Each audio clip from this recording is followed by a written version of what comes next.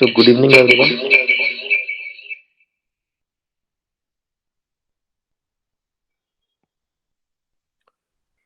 एक बार सभी स्टूडेंट्स मुझे बता दीजिए कि मेरा साउंड आप लोगों को प्रॉपर आ रहा है या नहीं आ रहा।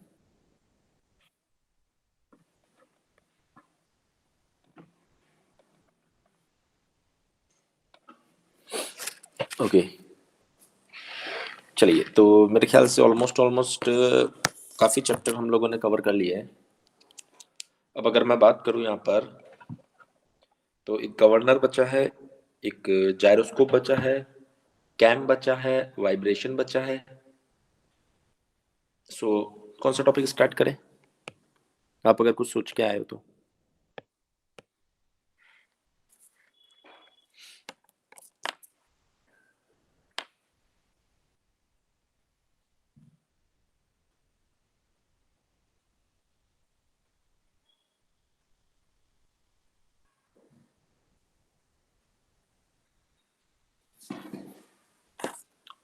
कुछ भी अगर आपने डिसाइड किया हो, या फिर मैं अपने हिसाब से कंप्लीट करवा दूँ। साहिल, रजत, ओम।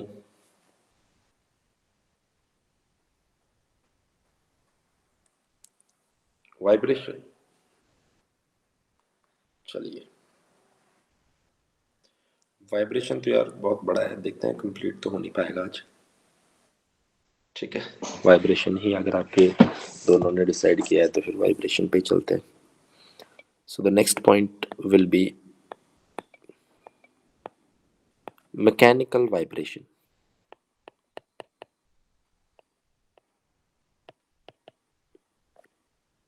Mechanical vibration,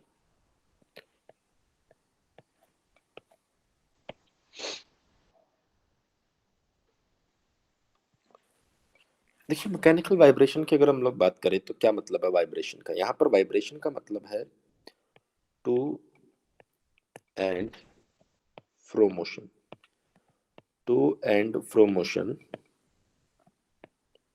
of a body about its main position, about its main position is known as vibration, is known as vibration. So vibration का मतलब है कि मान लीजिए बेटा, अगर एक बॉडी आपको दी गई है कुछ इस तरीके की, और ये इसकी मेन पोजीशन है, तो ये बॉडी अपनी मेन पोजीशन के अबाउट अगर टू एंड फ्रो मोशन करती है, सो इसे हम लोग यहाँ पर क्या कंसीडर करेंगे? वाइब्रेशन कंसीडर करने वाले हैं। तो वाइब्रेशन की अगर मैं चर्चा करूँ तो वाइब्रेशन सिंपल वर्ड्स में मैंने डिफाइन कर दिया, टू एंड फ्रो मोशन। हमने इस वाइब्रेशन की कितनी कैटेगरीज यहाँ पर बना रखी है। क्लासिफिकेशन ऑफ वाइब्रेशन की अगर मैं बात करूँ तो बेटा पहला वाइब्रेशन जो आप कंसीडर करते हैं वो है आपका फ्री वाइब्रेशन। वो क्या है आपका? Free vibration. दूसरा जो कैटेगरी यहाँ पर दिया गया है वो है आपका फ्री डैम्प्ड वाइब्रेशन। तीसरी जो कैटेगरी यहाँ पर दी गई है बेटा, वो दी गई है हमें यहाँ पर फोर्स्ड डैम्प्ड वाइब्रेशन। जी, जो फ्री डैम्प्ड वाइब्रेशन है इसको हम लोग बोलते हैं फ्री अनडैम्प्ड। ये जो फ्री वाइब्रेशन है, सॉरी, फ्री अनडैम्प्ड वाइब्रेशन। अच्छा, इसी को हम लोग क्या बोलते हैं? इसी को हम लोग क्या बोलते हैं? Natural vibration. Natural vibration, free vibration, free undamped vibration and natural vibration. देखिए फ्री वर्ड जो आ रहा है ये इस बात को कंफर्म कर रहा है कि यहाँ पर किसी तरीके का कोई भी हार्मोनिक, डायनामिक, पीरियोडिक फोर्स नहीं होने वाला। अनडैम्प्ड वर्ड जो है वो इस बात को बता रहा है कि इसके अंदर किसी भी तरह की कोई भी डैम्पिंग नहीं होगी। जनरली बेटा डैम्पिंग जो होती है वो एनर्जी को अब्सॉर्ब करती है, तो यहाँ पर किसी तरह की कोई डैम्पिंग नहीं होने वाली, लाइक एनर्जी को रिलीज करना, रिलीज करना, बेस्ट टर्म इज रिलीज करना, जैसे फ्रिक्शन, फ्रिक्शन फ्रिक्शन की वजह से एनर्जी रिलीज हो जाती है। सो बेसिकली यहाँ पर कहने का मतलब सिर्फ इतना ही है कि फ्री अनडैम्प्ड मतलब ना तो यहाँ फ्रिक्शन कंसीडर किया जाएगा, ना ही कोई डायनामिक फोर्स कंसीडर किया जाएगा। इस तरह के वाइब्रेशन को आप बोलते हैं फ्री अनडैम्प्ड वाइब्रेशन और natural vibration. And the second one is free damped vibration. इसका क्या मतलब है? देखिए बेटा, फ्री डैम्प्ड वाइब्रेशन की अगर मैं बात करूं तो फ्री डैम्प्ड वाइब्रेशन का मतलब है, फ्री का मतलब है यहाँ पर किसी तरह का कोई भी डायनामिक, किसी तरह का कोई भी पीरियोडिक, किसी तरह का कोई भी हार्मोनिक फोर्स यहाँ पर प्रेजेंट नहीं होगा। डैम्प्ड का मतलब है कि यहाँ पर डैम्पिंग प्रेजेंट होगी। सर ये किस तरह की डैम्पिंग होगी? जब हम लोग इस टॉपिक में बढ़ेंगे तब मैं आपको बताऊंगा। फोर्स डैम्प्ड वाइब्रेशन का मतलब है कि यहाँ पर एक एक्सटर्नल हार्मोनिक फोर्स रहेगा, साथ में डैम्पिंग भी रहने वाली। तो वन बाय वन में एक एक चीज को हैंडल करता हूँ। देखिए अगर मैं बात करूं फर्स्ट की, तो फर्स्ट हमारे पास में है फ्री अनडैम्प्ड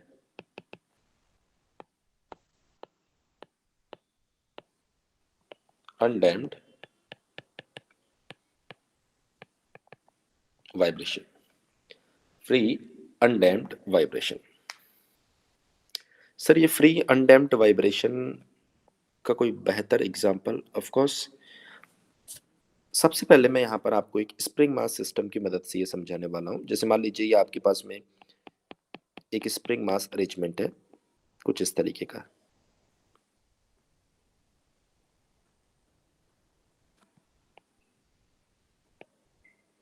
ये मैंने मास कंसीडर कर लिया है। थोड़ा सा आप इसको समझने की कोशिश कीजिएगा।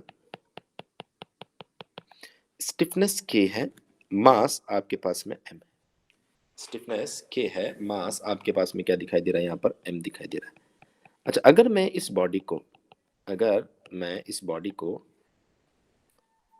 एक पर्टिकुलर डिस्टेंस पर डिस्टर्ब कर देता हूँ, ये बहुत स्मॉल डिस्टरबेंस होना चाहिए, बहुत स्मॉल डिस्टरबेंस होना चाहिए। बहुत स्मॉल डिस्टरबेंस की अगर मैं बात करूँ तो माना कि ये डिस्टरबेंस है एक्स, माना कि ये डिस्टरबेंस है एक्स। उसके बाद में ये मास यहाँ आ गया होगा। देखिए बेटा, यहाँ पर जब ये मास आ जाएगा तो स्प्रिंग के अंदर एक्स इलोंगेशन आ जाएगा। इस स्प्रिंग के एक्स इलोंगेशन की वजह से ये जो मास है ये के एक्स फोर्स इधर महसूस करेगा, तो बॉडी वापस इधर आएगी। तब तक इसमें इनर्शिया आ जाएगा, इनर्शिया की वजह से आगे चली जाएगी, और उसके बाद में इधर कंप्रेशन हो गया तो वापस इधर एक के एक्स फोर्स लगेगा। तो बॉडी क्या करेगी? ऐसे ऐसे ऐसे ऐसे ऐसे ऐसे ऐसे आपको सिंपल हार्मोनिक मोशन दिखाई देगी। सो बेसिकली पॉइंट इज कि अगर मैं इस पर्टिकुलर सिनेरियो में बॉडी को डिस्टर्ब कर रहा हूँ, एक पर्टिकुलर डिस्प्लेसमेंट एक्स जो कि बहुत स्मॉल है, तो ऐसे कंडीशन में आपका मास एम जो है बेटा वो यहाँ पर क्या कर रहा है? वाइब्रेशन दिखा रहा है। तो सर हमें क्या करना होता है? देखिए ये वाइब्रेशन जो है ये बहुत ही वेल नॉन मोशन है, जिसको आप जानते भी हैं, सिंपल हार्मोनिक मोशन। सर अब ये सिंपल हार्मोनिक मोशन की अगर हम लोग बात करें तो इसको तो हमने मैकेनिक्स में पढ़ा है, लेकिन यहाँ से वाइब्रेशन के दो क्वेश्चन एग्जाम में पूछे जाते हैं बेटा। पहला क्वेश्चन सिंपल हार्मोनिक मोशन मतलब यहाँ पर आपसे natural frequency of this free undamped vibration पूछा जाता है। और जो सेकंड क्वेश्चन आपसे पूछा जाएगा, जो सेकंड क्वेश्चन आपसे पूछा जाएगा, बेसिकली ये सेकंड क्वेश्चन आपसे पूछा जाता है डैम्प्ड वाइब्रेशन से, फोर्स डैम्प्ड वाइब्रेशन से। लेकिन जो फर्स्ट क्वेश्चन पूछा जाएगा वो पूछा जाएगा फ्री अनडैम्प्ड वाइब्रेशन से। तो मैं यहाँ पर आपको सबसे पहले यही फ्री अनडैम्प्ड वाइब्रेशन सिखा रहा हूँ, किस तरीके से इन चीजों को डील किया जाता है। देखिए जरा ध्यान से, अगर आप यहाँ पर इस मास m को डिस्टर्ब कर रहे हैं एक्स डिस्प्लेसमेंट पर, तो ऐसी कंडीशन में एक फोर्स है जो मास m को वापस लाता है। वो फोर्स बेटा, वो फोर्स जो मास m को वापस मेन पोजीशन की साइड लेके जाता है, मतलब सिस्टम को वापस रीस्टोर करने की कोशिश करता है, ऐसे फोर्स को बोला जाता है रीस्टोरिंग फोर्स। वो कौन सा है? वो है स्प्रिंग फोर्स के एक्स। तो यहां पर हमें एक इक्वेशन जिसे हम बोलते हैं डी अलम्बर्ट प्रिंसिपल, ये डी अलम्बर्ट प्रिंसिपल जो है ये क्या है? ये है बेटा inertia plus restoring equals to zero. Inertia आपके पास में है m x double dot plus restoring force कौन सा है, के एक्स इक्वल्स टू 0। तो यहां से जो इक्वेशन आ रही है वो दिखाई दे रही है x double dot plus k by M x equals to 0। अच्छा, अगर ये सिंपल हार्मोनिक मोशन है तो सिंपल हार्मोनिक मोशन की इक्वेशन हम लोग जानते हैं क्या होती है, x double dot plus omega N square x equals to 0। तो हमें क्या करना होता है, इस स्टैंडर्ड इक्वेशन को आपने जो इक्वेशन लिखी है उससे कंपेयर करना होता है और यहां से आपको पता चलेगा omega N square equals to k by m है। सो बेटा ओमेगा एन इक्वल्स टू क्या बन जाएगा, रूट ओवर के बाई एम। क्या बन जाएगा, रूट ओवर के बाई एम। तो मेरे ख्याल से ये पॉइंट बिल्कुल क्लियर हो चुका है कि कैसे आपने ओमेगा एन कैलकुलेट किया। इसी ओमेगा एन को आप बोल देते हैं कभी कभी सर्कुलर फ्रीक्वेंसी। बेटा ये सर्कुलर फ्रीक्वेंसी की जो यूनिट होती है वो होती है रेडियन पर सेकेंड। अच्छा, कभी कभी इसको नेचुरल फ्रीक्वेंसी भी बोल देते हैं बेटा, बट बी केयरफुल, जब भी ये टर्म यूज हो नेचुरल फ्रीक्वेंसी आप धोखे में ना आए। आप यूनिट देखें, अगर यूनिट रेडियन पर सेकेंड है तो इसका मतलब क्या है कि यहाँ पर ओमेगा एन दिया गया है। अगर ओमेगा एन आपको पता है तो यहाँ से एक टर्म जिसको हम बोलते हैं टाइम पीरियड, वो भी हमसे पूछा जाता है। सर ये टाइम पीरियड क्या होता है, ये टाइम पीरियड आपके पास में टी इक्वल्स टू 1/fn होता है। अच्छा, एफ एन क्या होता है, एफ एन होता है आपके पास में 2 पाई, एफ एन होता है बेटा आपके पास में omega N divided by 2 pi, 1/2 pi root over k by m. ये एफ एन क्या है, ये भी नेचुरल फ्रिक्वेंसी है। नेचुरल फ्रिक्वेंसी इन हर्ट्स, ये हर्ट्स में नेचुरल फ्रिक्वेंसी को बताता है। तो 1/fn का मतलब हो गया 2 पाई बाय ओमेगा एन। ठीक है, ये लेट से सपोज अगर यूनिट टाइम की यूनिट सेकंड दी गई है तो ये टाइम पीरियड आपका सेकंड में आ जाएगा। तो ये वो पॉइंट्स है जो आपको कैलकुलेट करना होता है। मतलब अगर आप ओमेगा एन कैलकुलेट कर लेते बेटा तो ऐसे कंडीशन में आप एफ एन और टी भी यहाँ पर बता सकते हैं। एक बार सभी स्टूडेंट्स मुझे बता दीजिए इतना आपको क्लियर हुआ या नहीं हुआ।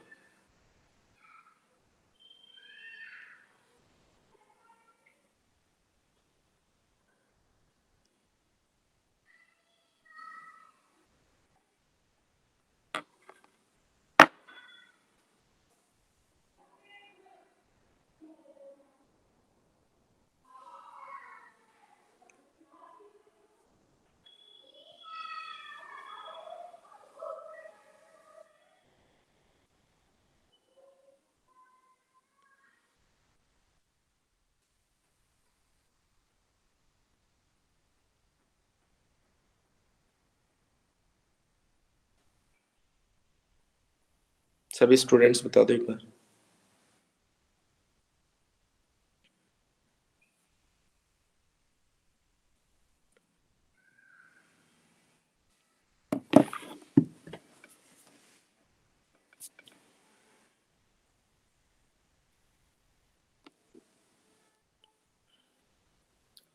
ओके, अच्छा एक पॉइंट मैं आपको बता रहा था, आज हमारे पास में इंफॉर्मेशन आई थी कि जब ये क्लासेस स्टार्ट की गई थी तो ऐसा कंडीशन रखा गया था कि जब 15 स्टूडेंट्स रहेंगे तभी ये क्लास कंटिन्यू रह पाएगी। तो आज मेरे ख्याल से स्ट्रेंथ जो है वो 15th पिछले 2-3 दिन से है नहीं है, तो शायद ये आखिरी क्लास है। तो अगर आप चाहते हैं कि लाइक ये क्लासेस आपकी कंटिन्यू रहें या फिर आगे भी आप सब्जेक्ट इसी, आप कौन सी ईयर में सभी स्टूडेंट्स जरा एक बार बताएं, कौन से ईयर में बेटा एक बार सभी स्टूडेंट्स मुझे बताओ एक बार।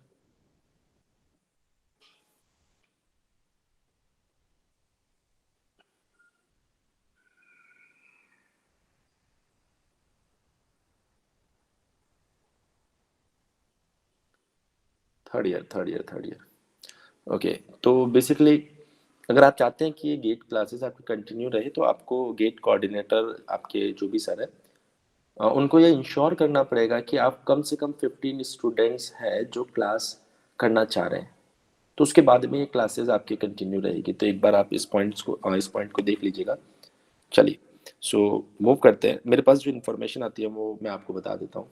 एक बार पहले भी शायद मैंने आपको इन्फॉर्मेशन बताई थी, तो जो भी मेरे पास इन्फॉर्मेशन आई है वो मैंने आपको बता दी है, तो आप देख लेना। क्योंकि अभी आपका अगर थर्ड ईयर है तो ऑफकोर्स आप तो फाइनल ईयर में भी गेट लिखने वाले हैं। तो ऐसे में थ्योरी ऑफ मशीन के बाद में आपका नेक्स्ट सब्जेक्ट जो भी स्टार्ट होता है उसके बाद में लाइक अभी आपके पास बहुत सारा टाइम है। सो अगर आप उसको कंटिन्यू करना चाह रहे तो उसके लिए आपको मिनिमम 15 स्टूडेंट्स की प्रेजेंस शो करनी पड़ेगी कि हम 15 स्टूडेंट्स क्लास करना चाह रहे हैं, तो ये क्लासेस आपके वापस कंटिन्यू हो जाएगी।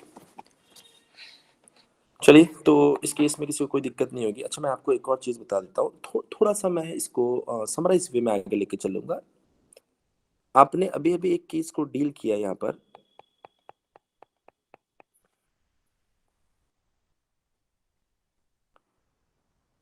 ये आपके पास में एक स्प्रिंग है, ये एक मास है, और ये स्टिफनेस के है। अच्छा, यही स्प्रिंग मास बेटा अगर आपके पास में वर्टिकल आ जाता है, स्टिफनेस के,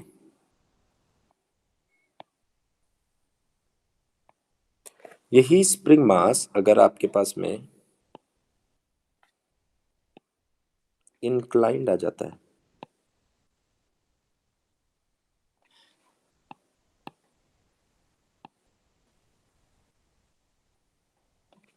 स्टिफनेस के मास एम, तो नेचुरल फ्रीक्वेंसी तीनों ही केसेस में सेम रहेगी। तो आप क्या बोलेंगे? Natural frequency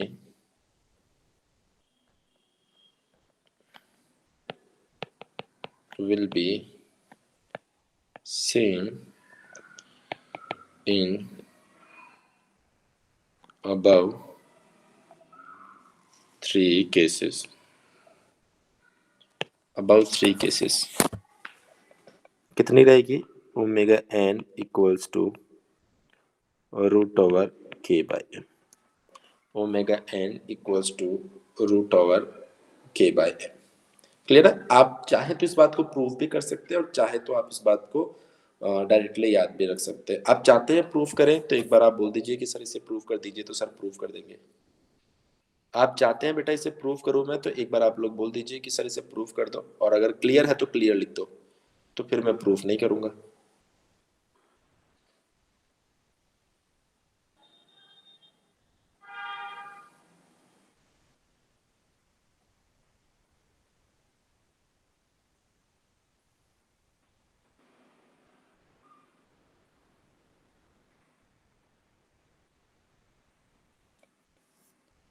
clear? Clear, very good. चलिए, अगर क्लियर हो गई है तो फिर कोई दिक्कत ही नहीं है, बढ़ते हैं आगे। देखिए, यहाँ पर एक टर्म आता है जिसको बोला जाता है combination. Combination of combination of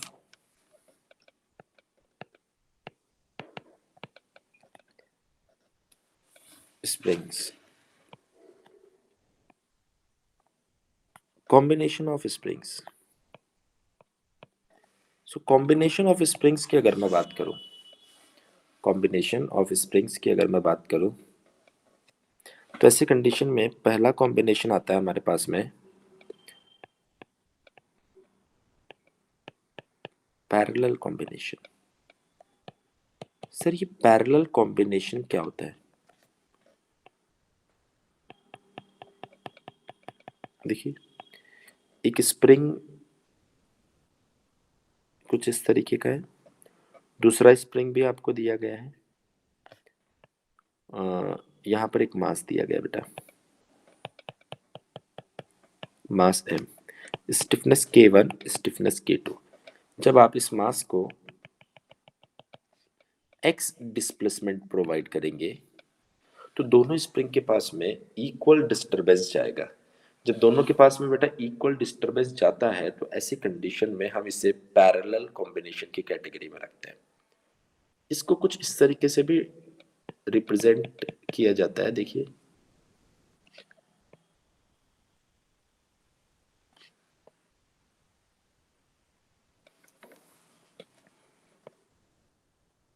कुछ इस तरीके से भी इसको रिप्रेजेंट किया जाता है।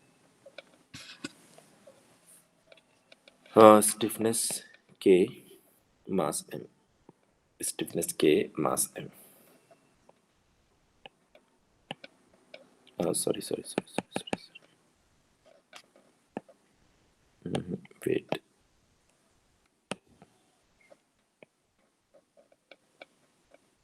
ये मास m आ गया।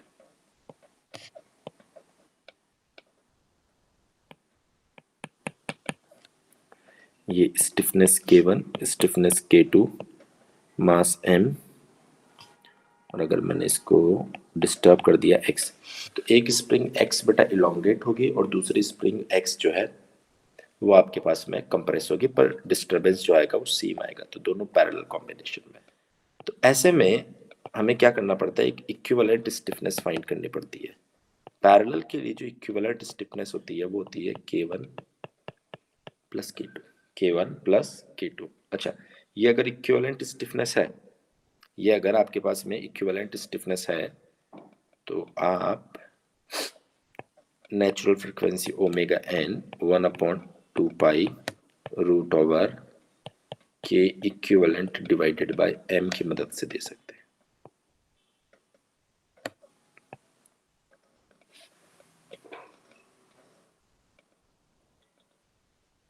अब देखिए आप आगे, अगर मैं आपको बताऊं यहां पर 2 number case, series combination, series combination. देखिए बेटा, अगर मैं सीरीज कॉम्बिनेशन की बात करूं, तो बेसिकली ये जो सीरीज कॉम्बिनेशन है ये कैसा दिखाई देगा।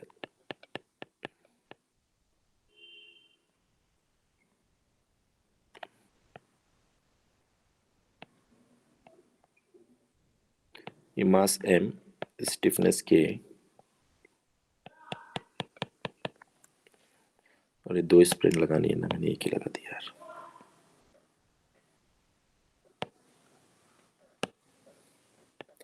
एक स्प्रिंग यहाँ पर है, एक स्प्रिंग यहाँ पर है। ये मास m आपके पास अवेलेबल है, जिसका मास m यहाँ पर हो गया, स्टिफनेस K2, स्टिफनेस K1।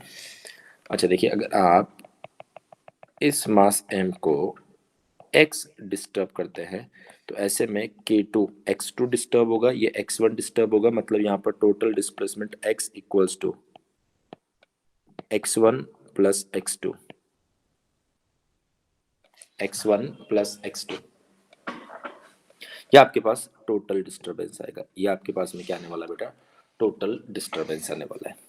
अच्छा, सो ऐसे में ये सीरीज कॉम्बिनेशन है, तो आप क्या लिखेंगे यहाँ पर 1/k equals to k equivalent equals to 1/k1 plus 1/k2।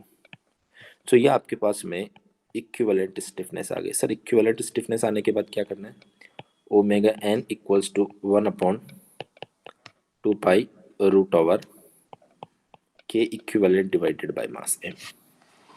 ये आपके पास में फाइनल रिजल्ट आ जाएगा। ये 2 कॉम्बिनेशन मैंने आपको बता दिए।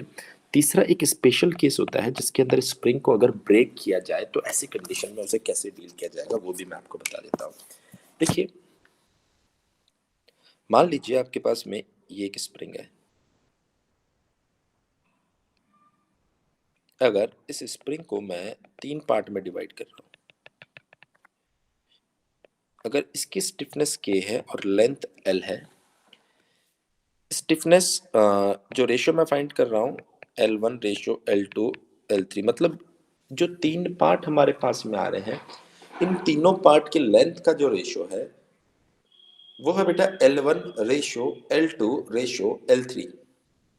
सो ऐसी कंडीशन में जो पहला पार्ट है बेटा, उसकी स्टिफनेस K L1 वो कैसे दी जाएगी, वो दी जाएगी यहाँ पर L1 plus L2 plus L3 divided by L1 multiply by K।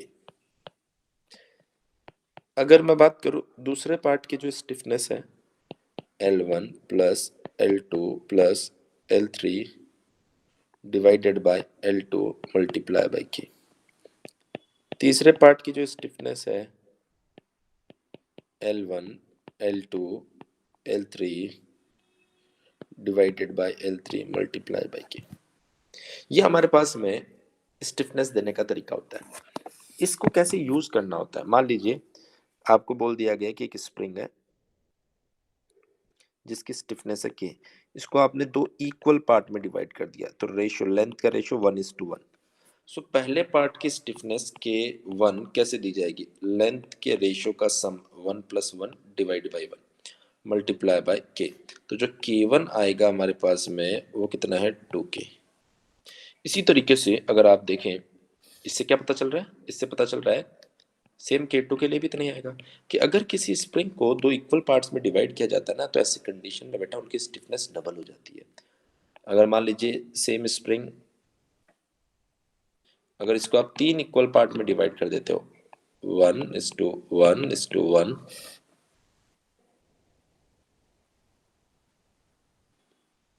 1:1:1। अरे ये मैसेज कैसे आया इंटरनेट के लिए, इंटरनेट सही चल रहा है एक बार बताएं जरा, सही चल रहा है, फिर मैसेज कैसे आया। ओके, इसमें ऐसा लिखा हुआ है कि आपका इंटरनेट अच्छा नहीं चल रहा, ऐसा कैसे हो सकता है, बड़ा अच्छा चल रहा है इंटरनेट।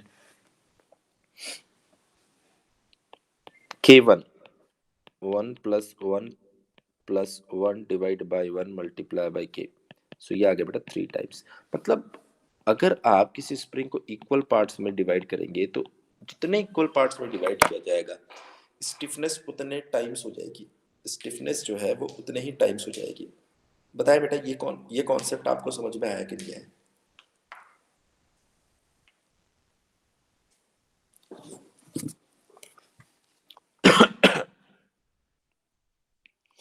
ये कॉन्सेप्ट आपको समझ आया कि नहीं आया।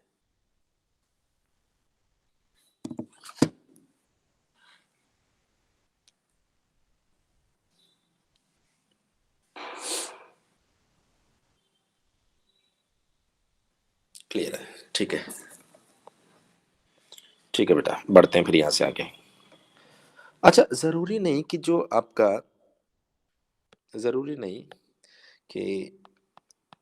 जब आप नेचुरल फ्रिक्वेंसी फाइंड कर रहे हैं तो ऐसे में आपको सिर्फ स्प्रिंग ही मिले।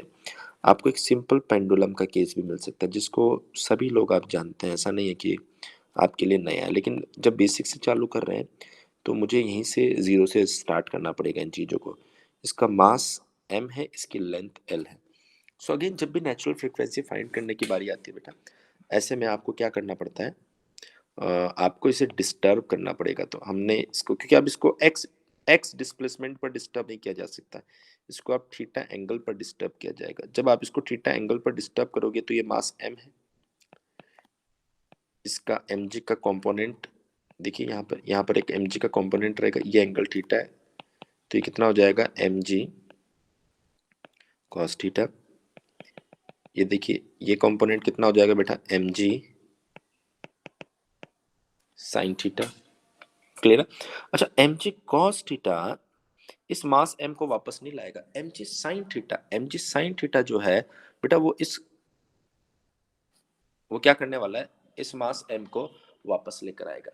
सो हम क्या देख रहे हैं यहाँ पर कि ये जो mg sin थीटा है, ये जो mg sin थीटा है, ये वो कंपोनेंट है जो इसको वापस लेकर आ रहा है। तो वो कंपोनेंट जो बॉडी को वापस लेकर आता है उसको हम लोग क्या बोलते हैं, रिस्टोरिंग फोर्स। लेकिन यहाँ पर थीटा पर डिस्टर्ब किया जा रहा है बेटा, अगर थीटा पर डिस्टर्ब किया जा रहा है तो वो फोर्स नहीं, फिर वो टॉर्क बन जाएगा आपके लिए। वो फोर्स नहीं, फिर क्या बन जाएगा, वो आपके लिए टॉर्क बन जाएगा। तो आप कहेंगे कि इस पॉइंट के अबाउट कितना रीस्टोरिंग टॉर्क डेवलप हो रहा है। सर रीस्टोरिंग टॉर्क डेवलप हो रहा है mg sin theta multiply bye l। देखिए बेटा, जब थीटा बहुत स्मॉल होता है तो साइन थीटा को आप थीटा कंसिडर कर सकते हैं। जब थीटा बहुत स्मॉल होता है तो ऐसे में साइन थीटा को आप थीटा कंसिडर कर सकते हैं। बताओ इतनी बात समझ में है?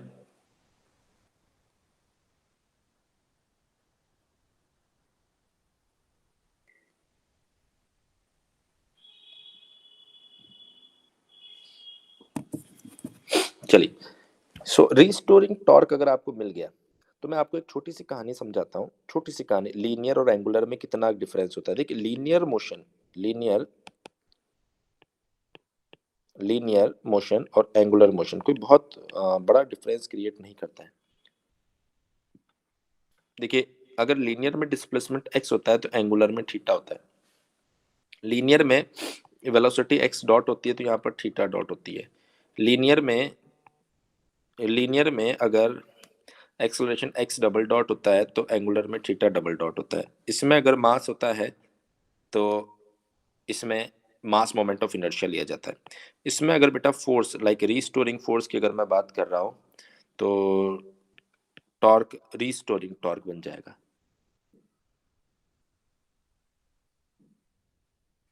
क्लियर है इतनी बात?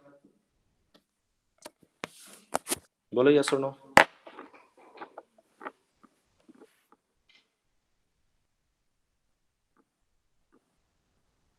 तो ऐसे में m g sine theta multiply by l, m ji l theta आपके पास में आई गया है। तो ऐसे में अगर मैं बात करूं तो ये बन जाएगा अभी अभी आपको मैंने कुछ सिखाया था। क्या सिखाया था? मैंने आपको सिखाया था यहाँ पर S H M equation. S H M equation S H M equation थी बेटा x double dot plus omega N square x equals to zero. तो अब अगर ये लीनियर के लिए, अगर एंगुलर के लिए मैं बात करूं तो ये बन जाएगा theta double dot plus omega N square theta equals to zero. अच्छा, डियलम्बर्ट प्रिंसिपल मैंने अभी अभी आपको सिखाया था। डियलम्बर्ट प्रिंसिपल अगर मैं अभी अभी आपको जो सिखाया था क्या था? M x double dot plus m x double dot plus restoring force equals to zero है। तो एंगुलर के लिए कितना हो जाएगा बेटा? ये बन जाएगा I theta double dot plus tau restoring equals to zero, है ना? ये हमारे पास में एक इक्वेशन बन गई एंगुलर के लिए और ये हमारे पास में दूसरी इक्वेशन बन गई एंगुलर के लिए। सो ऐसे में जब बॉडी को एंगुलर थीटा के ऊपर डिस्टर्ब किया जाएगा, जब बॉडी को बेटा थीटा के ऊपर डिस्टर्ब किया जाएगा तो आपको ये दो इक्वेशंस के ऊपर फोकस करना है। अब अगर मैं इस इक्वेशन को प्रेफर करूं, मतलब इससे तो इक्वेशन आप लिखना और इससे कंपेयर करना है। तो मेरे लिए इक्वेशन है बेटा I theta double dot plus tau restoring. अच्छा, टाउ रीस्टोरिंग में बात करूं तो यहाँ पर टाउ रीस्टोरिंग क्या होगा? एम जी एल थीटा। देखिए ऊपर मैंने लिखा है एक मास एल डिस्टेंस पर अगर रोटेट कर रहा है तो उसके लिए मास मोमेंट ऑफ इनर्शिया क्या होगा बेटा? M L square by theta double dot equals to zero. One of the conceptual chapter है ये। Theta double dot plus M G l theta divide by m L square equals to zero.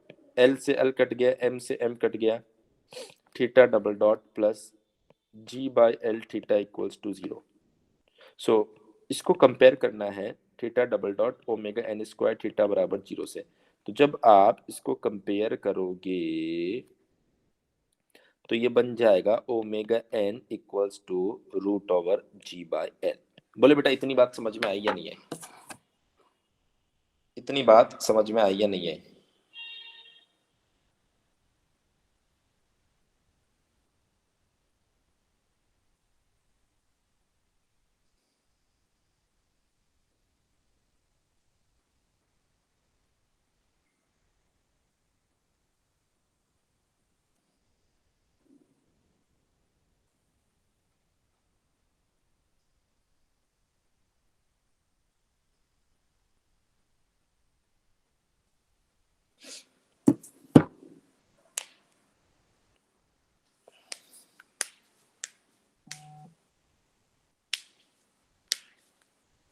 बोलो समझ में आ गई? अच्छा, क्या आप try, देखिए एग्जाम में इस तरह का एक केस आने वाला है, इस तरह का एक केस आने वाला है। उस केस के लिए इक्वेशन आप ही को लिखनी पड़ेगी और वहां पर आप ही को इक्वेशन लिख के सॉल्व करना पड़ेगा।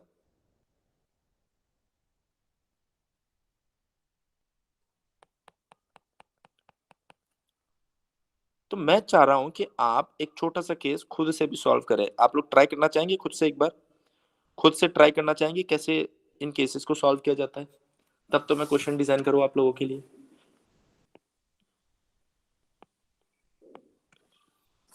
खुद से ट्राई करना चाहिए। ओके, देखिए ये एक मास एम, एम मास का एक रॉड है जिसकी लेंथ एल है, इसको यहाँ से पिन किया गया, हिंज किया गया है।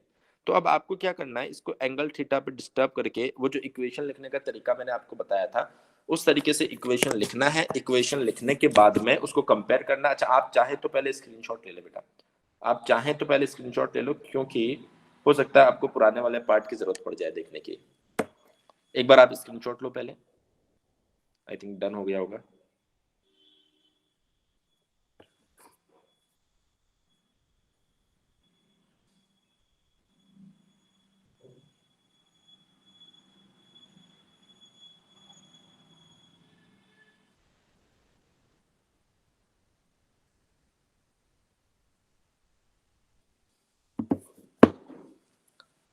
डन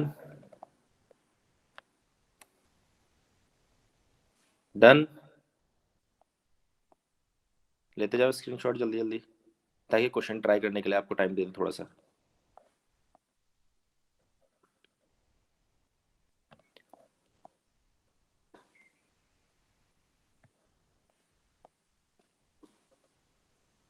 सो इसकी मदद से आप इस क्वेश्चन को ट्राई करना। स्क्रीनशॉट ले लो जल्दी से। ओके, अब आप इस क्वेश्चन को ट्राई करो। देखो मेरी घड़ी में 38 हुआ है, मैं आपको पूरे 4 मिनट दे रहा हूँ इसको ट्राई करने के लिए, सोचने के लिए। आप इसे डिस्टर्ब करो और एक बार क्वेश्चन को गलत करो।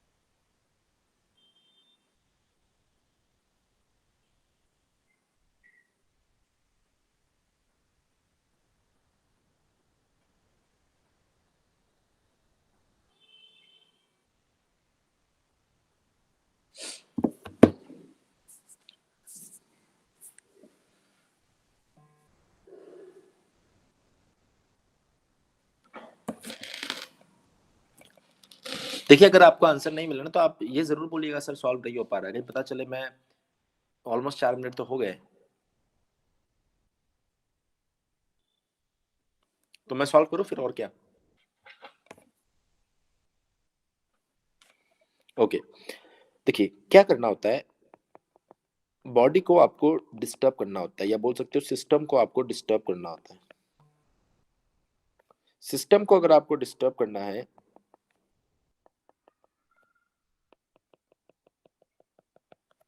तो ऐसे कंडीशन में ये जो एंगल है बेटा, ये जो एंगल है इसको थीटा पर डालो।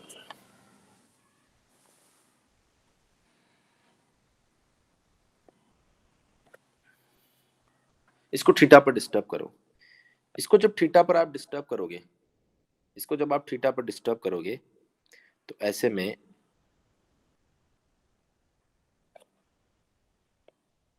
ये डब्लू वेट नीचे की साइड आएगा। ये डब्लू वेट जो है बेटा नीचे की साइड आएगा। इसका एक component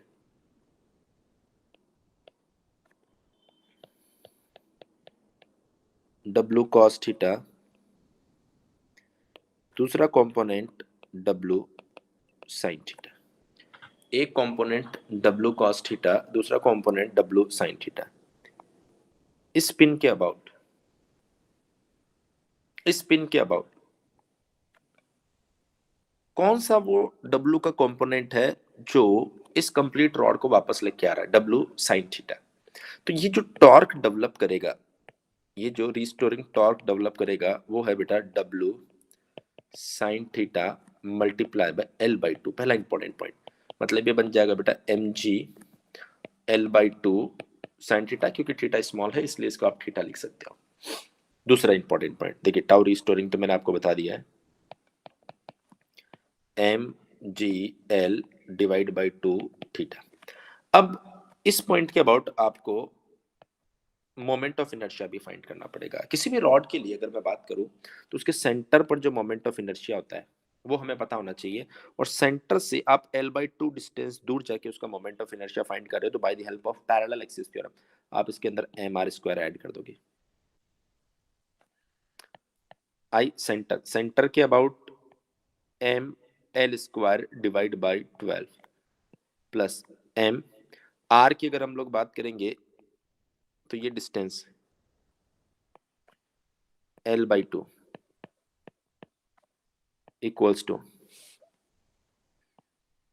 M L square divide by 12 plus m L square divide by 4 equals to,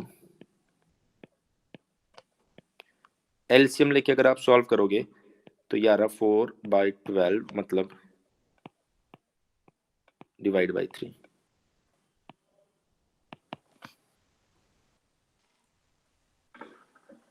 clear है? तो ये हमारे पास में, ये हमारे पास में आई आ गया, ये हमारे पास में क्या आ गया, आई। आई आपको पता चल गया, टाउ रिस्टोरिंग आपको पता चल गया। तो ऐसे में इक्वेशन जो है वो बनेगी I theta double dot plus tau restoring equals to 0। ऐसे में आई जो हमारे पास में है m L square divide by 3 theta double dot plus tau restoring जो है, टाउ रिस्टोरिंग जो है वो कितना आ रहा है बेटा आपके पास में, ये कैपिटल एम है ना, be careful, M G L divide by two theta equals to 0। So theta double dot plus M G L divide by two M L square divide by 3 theta equals to 0। So M से M, L से L, theta double dot plus 3g by 2l theta equals to 0। Theta double dot plus omega N square theta equals to 0। तो जब आप compare करेंगे बेटा तो omega N equals to root over 3g/12। देखिए इस तरह के प्रॉब्लम वाइब्रेशन से बहुत उठते हैं। अब आप सोच रहे हैं कि सर जैसे बाकी चैप्टर्स में था कि कोई फॉर्मूला आ जाए, वैल्यू पुट कर देंगे, आंसर मिल जाएगा, तो वैसा वाइब्रेशन में नहीं होगा। खासकर पहले पार्ट में तो बिल्कुल नहीं होगा, जिसके अंदर मैं फ्री अनडैम्प्ड वाइब्रेशन की बात कर रहा हूँ। यहाँ पर आपको सिस्टम को समझना पड़ेगा बेटा, सिस्टम को सॉल्व करना पड़ेगा और उसके बाद में आपको आंसर मिलेगा। एक बार बताएं बेटा समझ में आया कि नहीं आया?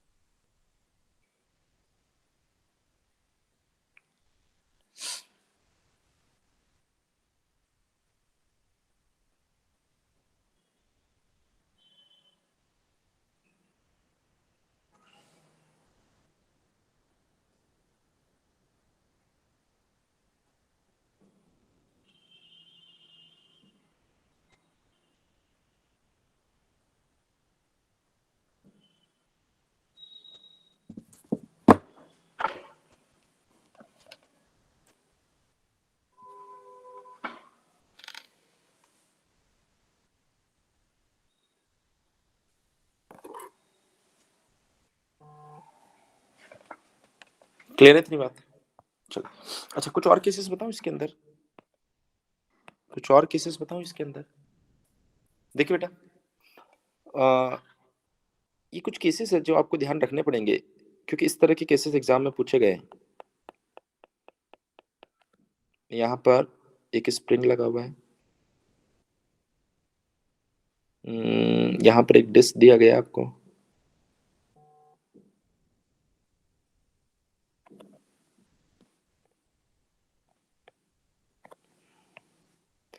अरे क्या हो गया इसको, ये सरफेस है,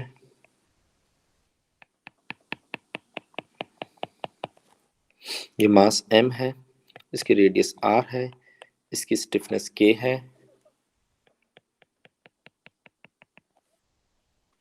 देखिए बेटा, अब ऐसे में यहां आपको दिया गया है प्योर रोलिंग, प्योर रोलिंग।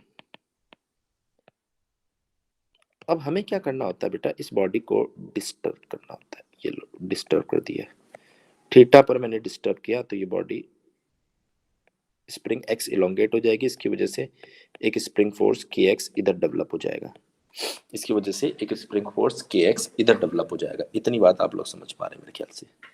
अगर इतनी बात आप लोग समझ पा रहे हैं, अगर बेटा इतनी बात आप लोग समझ पा रहे हैं, तो मैं क्या करूं यहाँ पर, तो यहाँ पर क्या किया जाएगा, सेम कहानी, डीएलएम्बर्ट प्रिंसिपल लिखिए, I theta double dot plus tau restoring equals to 0। I की अगर मैं बात करूं यहाँ पर बेटा, आई की अगर मैं बात करूं यहाँ पर, तो आई तो बाद में पता करेंगे, पहले टाउ रिस्टोरिंग पता करते हैं। देखिए इस पॉइंट के अबाउट एसएचएम मिलेगा, ऐसा ऐसा ऐसा ऐसा ऐसा ऐसा। तो हमने बोला कि कौन सा टॉर्क जो वापस लेके आ रहा है, के x multiply by this perpendicular distance, वो तो आर है। तो ये डिस्टेंस एक्स है, ये बेटा आर है। देखो, अरे ध्यान से देखो यार, ये आर है, ये एक्स है, ये थीटा है, तो एक्स बराबर आर थीटा हो जाएगा ना।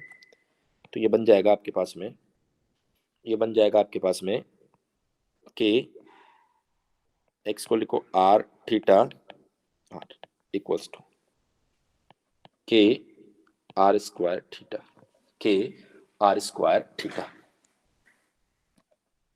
अब देखिए, अरे ये क्या हो गया, ऐसा भी सिस्टम क्या है, ये मुझे और नहीं पता ये सब क्या आ जाता है।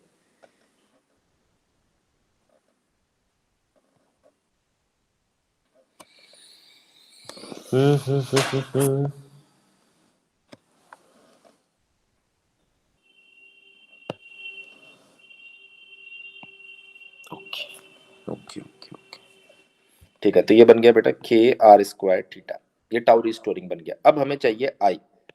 सो आई, ये जो मास मोमेंट ऑफ इनर्शिया है, ये हमें इस पॉइंट के अबाउट चाहिए, इस पॉइंट के अबाउट चाहिए, इस पॉइंट के अबाउट चाहिए।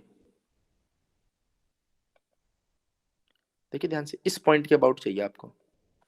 अब जब इस पॉइंट के अबाउट आपको मास मोमेंट ऑफ इनर्शिया चाहिए, तो ऐसे कंडीशन में सेंटर के about mass moment of inertia आप जानते हैं, तो आई सेंटर, सेंटर से कितना दूर जा रहे हैं, आर डिस्टेंस पर, एम आर स्क्वायर, सेंटर के about M are square divided by 2, M are square इसके अंदर ऐड हो जाएगा, 3 M are square divide by 2। ये हमारे पास में मास मोमेंट ऑफ इनर्शिया आ गया। ये हमारे पास में क्या आ गया बेटा, मास मोमेंट ऑफ इनर्शिया। अगर ये हमारे पास में मास मोमेंट ऑफ इनर्शिया आ गया, तो पॉइंट खत्म हो चुका है इस इक्वेशन से।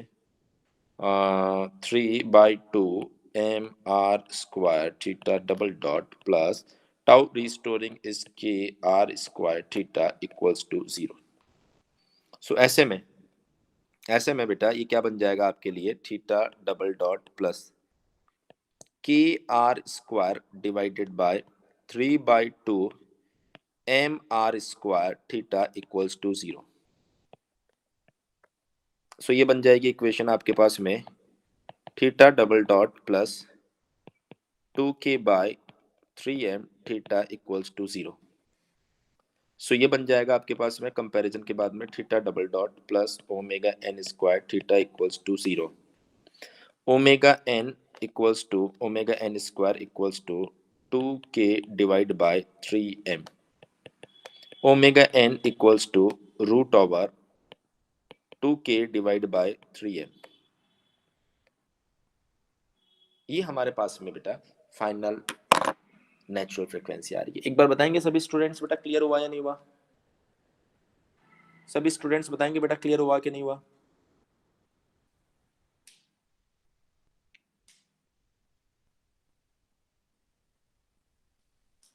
अच्छा, अभी ट्राई करना चाहोगे बेटा? अभी ट्राई करना चाहोगे? एक ऐसा ही क्वेश्चन हमसे एग्जाम में पूछा गया था,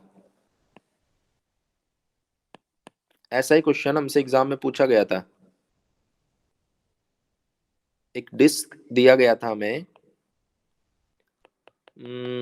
कुछ इस तरीके का, जिसके ऊपर ऐसे थोड़ा सा ऊपर की साइड ऐसे स्प्रिंग लगा हुआ था। ये सेंटर से बेटा R/2 डिस्टेंस ऊपर था। यहाँ पर प्योर रोलिंग लिखा गया था। एक बार बोल दीजिए बेटा, आप ट्राई करेंगे तब तो मैं वेट करूं, नहीं तो मैं सॉल्व करवा दूंगा। स्टिफनेस के है, अगर आप ट्राई करना चाहेंगे, सेम प्रोसेस है बेटा, सेम प्रोसेस है। थीटा पर डिस्टर्ब करो, रिस्टोरिंग टॉर्क लिखो। साहिल, रजत, महक, ओम, या फिर आप बोल सकते हो कि सर आप सॉल्व करवा दो, मैं सॉल्व करवा दूंगा, मुझे कोई प्रॉब्लम नहीं है। लेकिन ये ऐसी चीजें हैं जो आप ट्राई करेंगे तो शायद आपकी थोड़ी सी बेहतर हो जाएगी।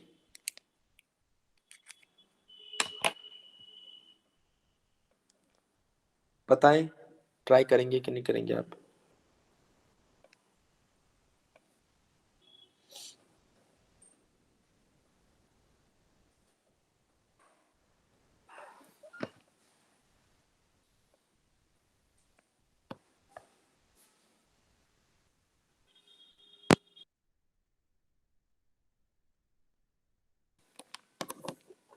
चलिए तो फिर मैं ही सॉल्व कर देता हूँ।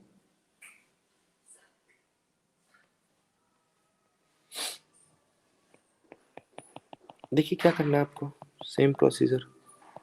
आप लोग तो हिम्मत ही नहीं कर रहे यार, क्वेश्चन वाइब्रेशन जैसे चैप्टर में अगर आप ट्राई नहीं करेंगे तो थोड़ा सा दिक्कत है आपको। ठीक है, ये पॉइंट यहाँ पहुँच गया होगा, तो एक स्प्रिंग फोर्स इधर लगेगा। तो सबसे पहले tau restoring. Sir tau restoring कितना होगा? के एक्स बाई इस पॉइंट के अबाउट, के एक्स और परपेंडिकुलर डिस्टेंस कितनी होगी? R+R/2 x. ध्यान से देखो बेटा, ये कितना हो गया? R यहाँ तक, ये R/2 कितना हो गया? 3R/2। थीटा, ये x, तो x बराबर कितना हो जाएगा? 3/2 R थीटा। 3/2 R थीटा के 3/2 R के 9/4 R² थीटा।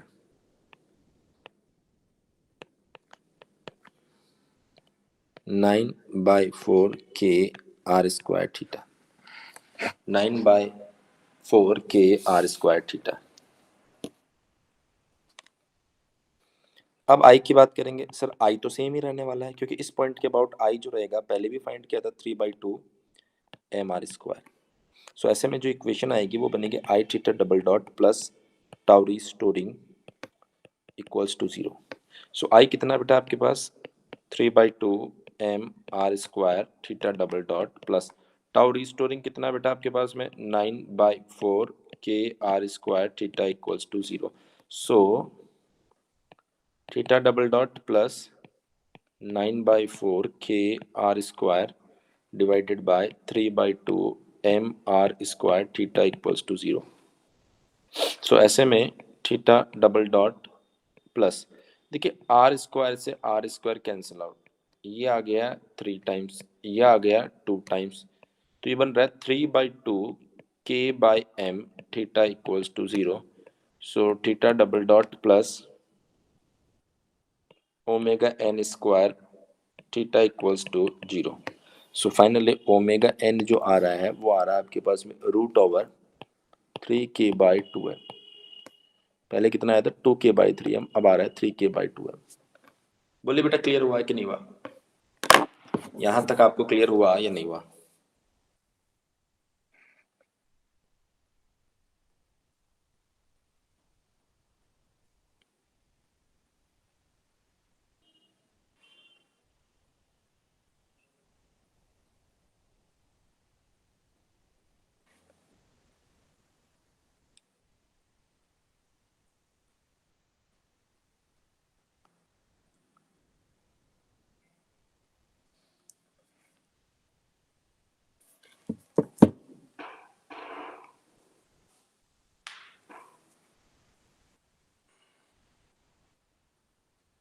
क्लियर? चलिए,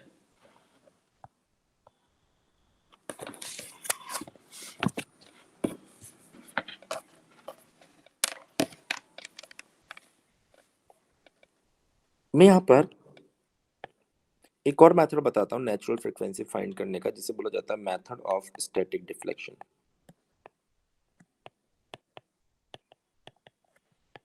ये सब गेट में आता है बेटा, और ये बहुत अच्छे क्वेश्चन बनाता है। जहाँ फॉर्मूला नहीं होता, आपको सोचना पड़ता है, वहाँ पर चीज़ें थोड़ी सी कॉन्सेप्चुअल हो जाती है, या बोल सकते हो कि आपके लिए थोड़ी सी मुश्किल हो जाती है। सो देखिए, मेथड ऑफ स्टैटिक डिफ्लेक्शन की अगर मैं बात करूँ, तो ये मेथड क्या बोलता है? According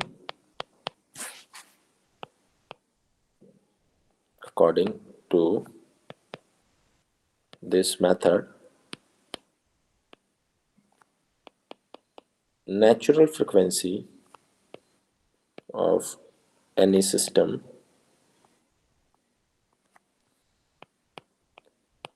can be given as fn equals to 1 upon 2 pi root over g by delta. 1 upon 2 pi root over g by delta. Sir, what is delta? Static deflection. Static deflection in mass m. Static deflection in mass m. Mass m के अंदर static deflection को ये delta basically बता रहा है। चलिए आगे बढ़ते हैं यहाँ से।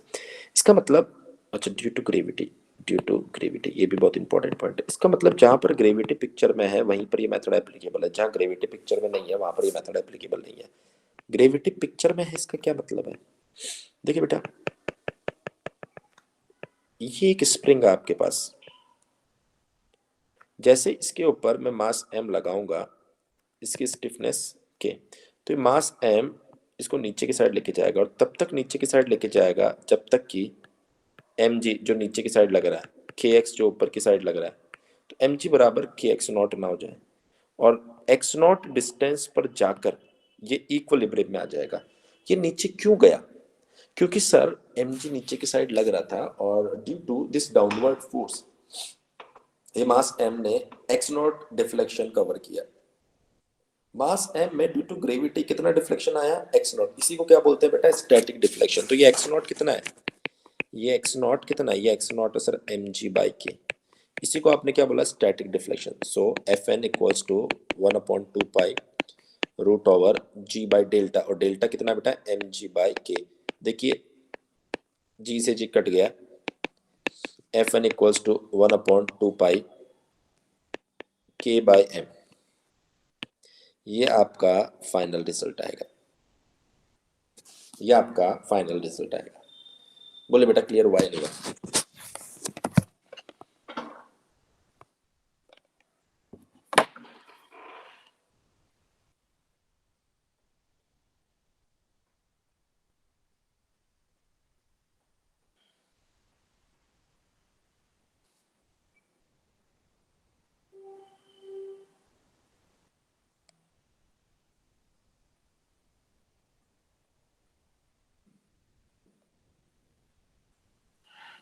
क्लियर हो गई इतनी बात?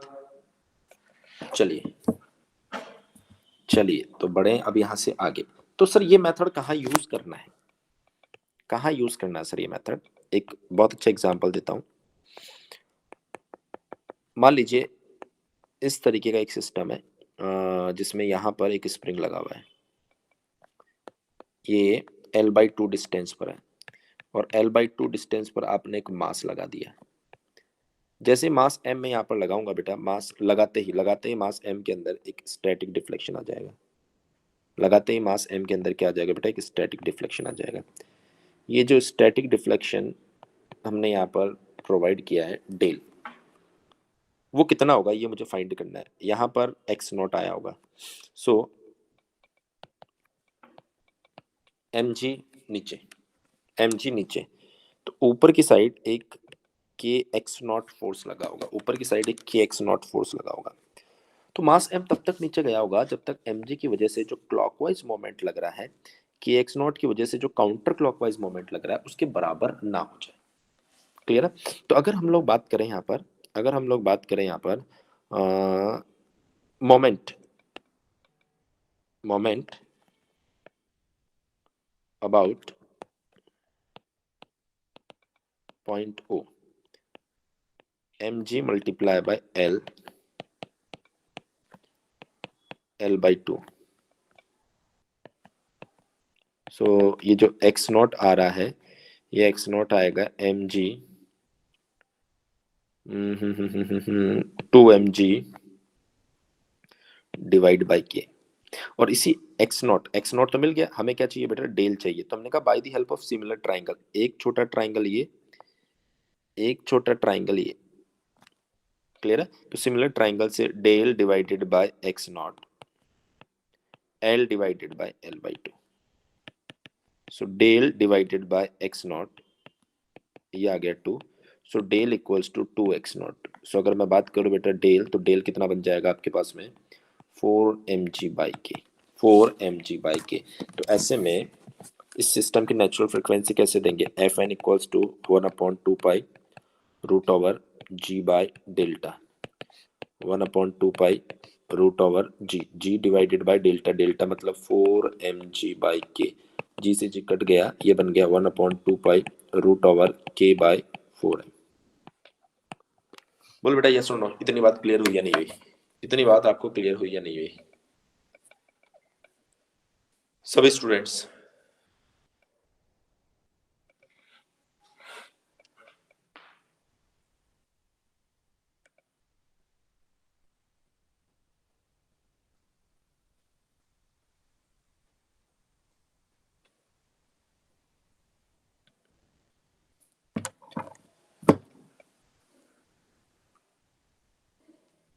ओके, अच्छा अब ट्राई करना चाहोगे यार, ये तो आसान है ये तो आसान है, ये तो ट्राई कर लो एक, ये तो आसान है।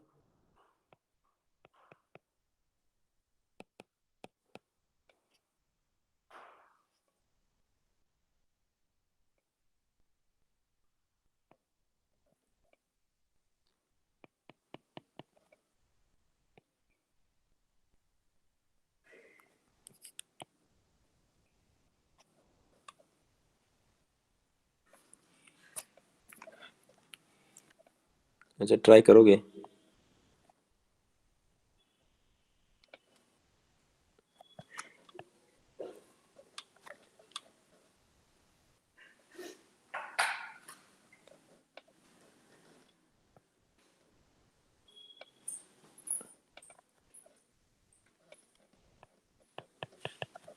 स्टिफनेस इसकी k है, mass will be m placed at distance l by 2, similarly l by 2। सब कुछ ऑलमोस्ट सेम है। यहाँ पर आपको क्या करना है, जो मास m था उसको मैंने l by 2 डिस्टेंस के ऊपर रख दिया। अब आपको इसको डिस्टर्ब करके इसकी नेचुरल फ्रिक्वेंसी फाइंड करनी है। चलिए फाइंड किया, फाइंड कीजिए, फाइंड कीजिए।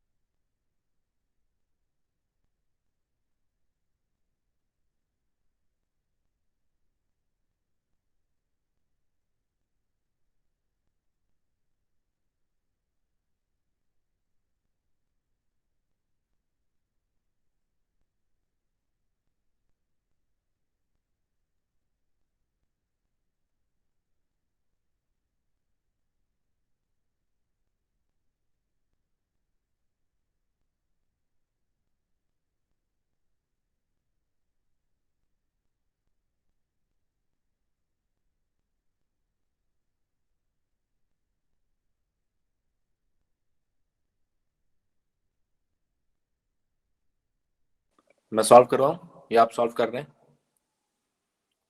मैं सॉल्व करवाऊं या आप सॉल्व कर रहे हैं?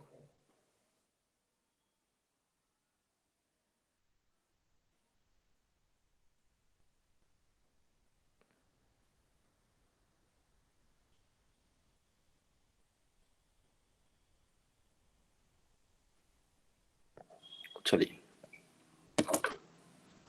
तो इसके आगे का पार्ट मैं ही सॉल्व कर देता हूं। देखिए क्या किया आपने, इसको थीटा के ऊपर डिस्टर्ब किया। इसको जब आपने थीटा के ऊपर डिस्टर्ब किया होगा तो इसके अंदर एक्स नॉट इलोंगेशन आ गया होगा, और मास एम में जो डिफ्लेक्शन आता है बेटा उसको डेल बोलते हैं। सो ऑफ कोर्स नीचे की साइड लग रहा है एम जी और ऊपर की साइड लग रहा है के एक्स नॉट। सो आप क्या बोलेंगे, taking taking moment about point O, ये पॉइंट ओ मान लीजिए। So definitely m g multiply by L by two, k x naught multiply by l. So अरे ये क्या कर दिया, एल से l cancel out, x naught equals to m g divide by two k. अब अगर मैं फाइंड करना चाहूं डेल, तो x naught divide by del by similar triangle, l divided by L by two. So ये बन जाएगा del equals to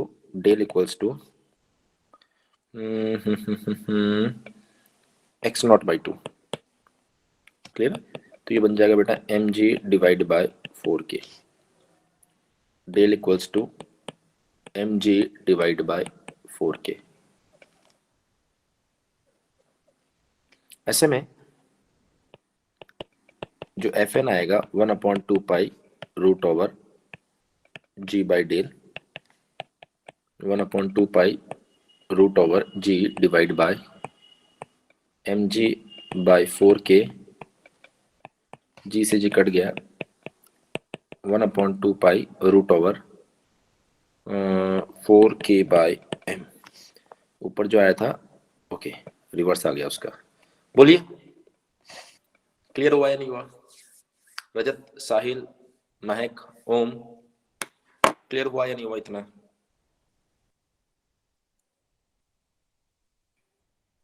okay clear. देखिए ये कहानी है किस तरीके से नेचुरल फ्रीक्वेंसी फाइंड की जाती है। अगर मैं आपको यहाँ पर कुछ और एग्जांपल्स बताऊं,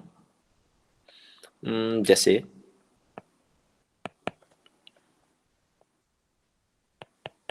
ये एग्जाम में पूछे जाते हैं बेटा, ध्यान रखना।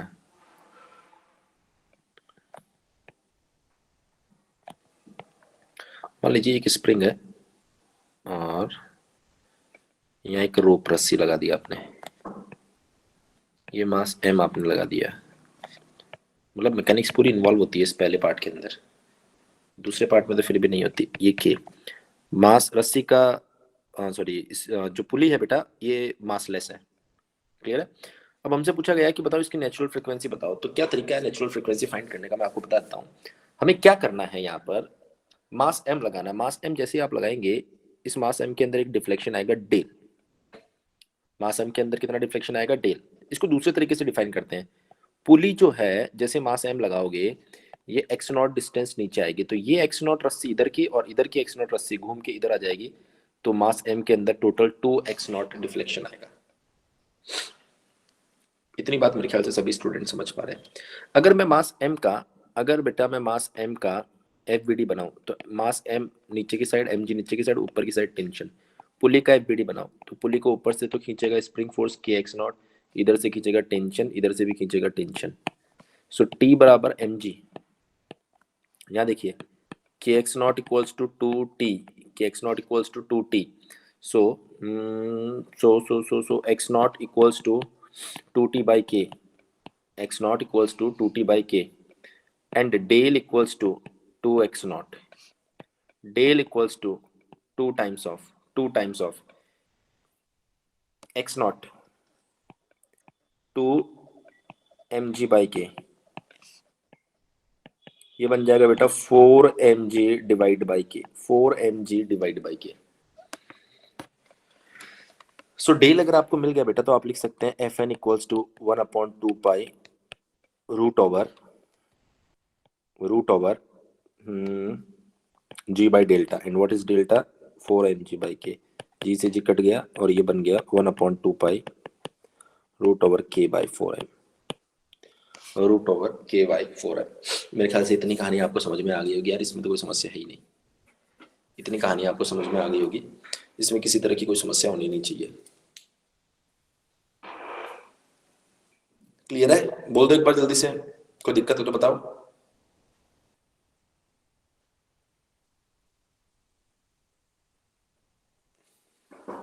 चलो बढ़ते हैं। तो नेचुरल फ्रीक्वेंसी की कहानी आपको क्लियर हो गई होगी। अच्छा, वाइब्रेशन की 3 और कैटेगरी होती है। On the basis of motion of particle, vibration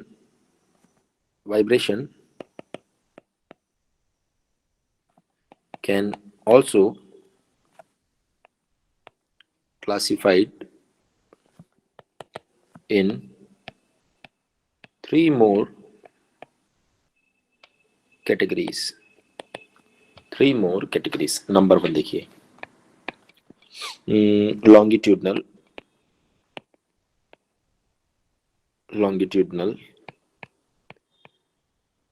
vibration. देखिए बेटा, लॉन्गिट्यूडनल वाइब्रेशन, जैसे मान लीजिए ये एक स्प्रिंग है और इस स्प्रिंग के साथ आपने लगा दिया एक मास, तो आप क्या देख रहे हैं कि वाइब्रेशन होगा ऐसे। तो जितने भी पार्टिकल है वो या तो लॉन्गिट्यूडनल एक्सिस, लॉन्गिट्यूडनल मतलब लेंथ के अलॉन्ग, या फिर उसके पैरेलल मूव कर रहे हैं। तो आप क्या कहेंगे यहाँ पर, क्या करने वाले हैं आप यहाँ पर? In this type of vibration, particles are moving in the longitudinal axis, or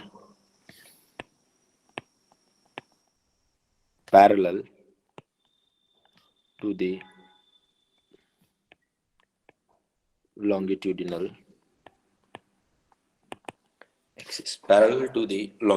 axis। Clear है? इसको आप क्या कहेंगे? Longitudinal vibration. ट्रांसवर्स वाइब्रेशन,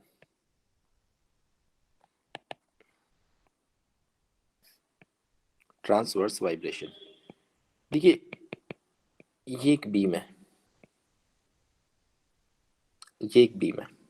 इस बीम में अगर कुछ इस तरीके का वाइब्रेशन होता है तो ये बीम, इसे बोलते हैं बेटा लॉन्गिट्यूडनल एक्सिस। इसके परपेंडिकुलर जो एक्सिस होते हैं उनको बोलते हैं ट्रांसवर्स। तो ये बीम अपने ट्रांसवर्स एक्सिस में जाने की कोशिश कर रही है, जा नहीं पाएगी, जाने की कोशिश कर रही है। इस तरह के वाइब्रेशन को आप बोलते हैं ट्रांसवर्स वाइब्रेशन। तो आप क्या बोलेंगे? In this type of vibration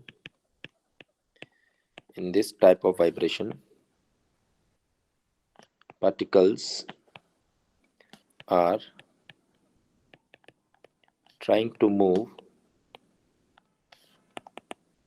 into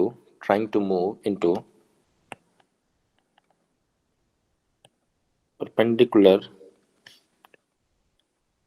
direction of system, और बोल सकते हैं लॉन्गिट्यूडनल एक्सिस। ठीक है, उसको आप क्या बोलेंगे? Transverse vibration. 3 नंबर देखिए बेटा, टॉर्शनल वाइब्रेशन। सर ये क्या होता है? देखिए बेटा, टॉर्शनल वाइब्रेशन का मतलब होता है कि मान लीजिए अगर आपने एक शाफ्ट ले ली कुछ ऐसी और इसके नीचे लगा दिया आपने एक रोटर। अब रोटर को अगर आप रोटेट कर रहे हैं तो शाफ्ट हो जाएगी ट्विस्ट। तो जब शाफ्ट ट्विस्ट अनट्विस्ट होगी तो ऐसी कंडीशन में रोटर कुछ इस तरीके से वाइब्रेशन दिखाएगा। तो इसमें पार्टिकल्स जो है वो एक सर्कुलर पाथ को फॉलो करने वाला है। तो हम क्या बोलेंगे यहाँ पर? इन this type of vibration, in this type of vibration, particles are moving into circular path of moving into a circular path। ठीक है, उसे हम लोग क्या बोलने वाले हैं यहाँ पर, टॉर्शनल वाइब्रेशन। चलिए ये कहानी तो हो गई, बेसिकली तीन कैटेगरी को इसलिए स्टार्टिंग में डिफाइन कर देते हैं। अब हम लोग मूव करेंगे हमारे दूसरे वाइब्रेशन के साइड, कोर जो सेकंड वाइब्रेशन है, which is free damped vibration. Damped vibration, free damped vibration. अच्छा, अगर मैं बात करूं यहाँ पर फ्री डैम्प्ड वाइब्रेशन की, अगर मैं बात करूं बेटा यहाँ पर फ्री डैम्प्ड वाइब्रेशन की, तो फ्री डैम्प्ड वाइब्रेशन की अगर हम लोग चर्चा करें यहाँ पर, तो क्या है यहाँ पर फ्री डैम्प्ड वाइब्रेशन। देखिए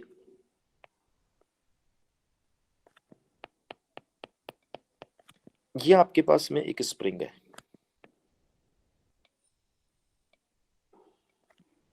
यहां पर हमने लगा दिया एक वाइब्रेशन डैम्पर, सॉरी, और यहां लगा दिया हमने एक मास। तो इस बार स्टिफनेस के, इस बार अगर आप इस बॉडी को डिस्टर्ब करोगे एक्स डिस्प्लेसमेंट के ऊपर, तो ये डैम्पर जो है ये कॉन्टिन्यूसली एनर्जी को अब्सॉर्ब कर लेगा। इसके अंदर आप ऐसा बोल सकते हो कि ये विस्कस डैम्पर है, जिसके अंदर कुछ फ्लूइड भरा हुआ है जो एनर्जी को क्या कर रहा है, पिस्टन सिलेंडर टाइप का, जो एनर्जी को क्या कर रहा है, कॉन्टिन्यूसली अब्सॉर्ब कर रहा है। इसकी वजह से एक फोर्स डेवलप होता है जिसको बोलते हैं डैम्पिंग फोर्स, जिसको हम क्या बोलते हैं बेटा, डैम्पिंग फोर्स। अच्छा, ये जो डैम्पिंग फोर्स है बेटा, हम ऐसा मान रहे हैं कि ये एक्स डॉट के प्रोपोर्शनल है, ये हमारा अजम्पशन है। ये हो सकता है एक्स डॉट के स्क्वायर के प्रोपोर्शनल हो, it totally depends on manufacturing और कैरेक्टरिस्टिक ऑफ डैम्पर। सो हमने ऐसा मान लिया कि जो डैम्पिंग फोर्स है वो हमारे पास में कितना आ गया, सी एक्स डॉट। सी कौन है, damping coefficient, damping coefficient, damping coefficient.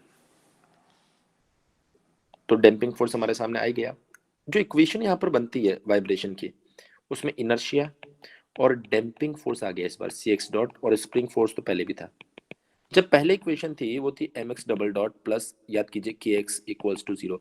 ये किसके लिए इक्वेशन, ये है फ्री अनडैम्प्ड वाइब्रेशन के लिए। अब डैम्पर आ गया तो ये बन गया फ्री डैम्प्ड वाइब्रेशन, तो ये हमारे पास में इक्वेशन आ गई। हमारा क्वेश्चन ये उठता है, हमारा क्वेश्चन जो है यहाँ पर ये उठता है कि सर जब डैम्पर हम लोग यहाँ पर लगा देंगे तो ऐसी कंडीशन में बॉडी जो है वो वाइब्रेशन दिखाएगी कि नहीं दिखाएगी। तो हमने कहा यार इस बात को जानने के लिए हमें क्या करना पड़ेगा, जो डिस्प्लेसमेंट है उसको फाइंड करना पड़ेगा। तो डिस्प्लेसमेंट को फाइंड करने के लिए बेटा ये जो m x double dot plus c x dot plus k x equals to zero दिखाई दे रहा है, ये एक डिफरेंशियल इक्वेशन है जिसको सॉल्व करके हमें एक्स को फाइंड करना पड़ेगा। तो इसको कैसे सॉल्व करेंगे, देखिए जरा ध्यान से। ये बन जाएगा आपके पास में X double dot plus C by M, अब मैथमेटिक्स आ रही है इसके अंदर थोड़ी सी, K by M x equals to zero. तो यहां से एक्स डबल डॉट कौन है, आप सभी लोग जानते हैं एक्स डबल डॉट का मतलब है D two X divide by D T to.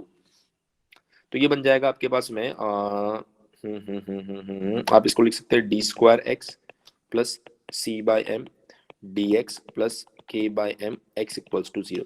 अब यहाँ से d square plus C by m d plus k by M x equals to zero. याद करो डिफरेंशियल इक्वेशन में बेटा इसको ऑक्सिलरी इक्वेशन हमने कहा था।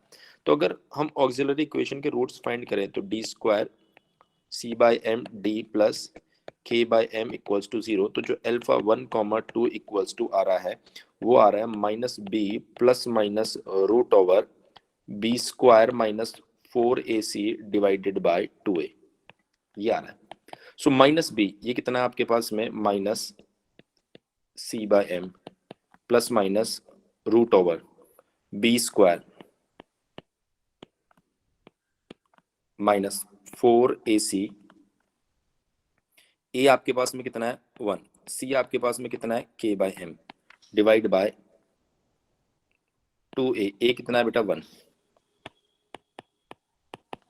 Minus C by two m plus minus root over c by 2m का whole square minus k by m का whole square.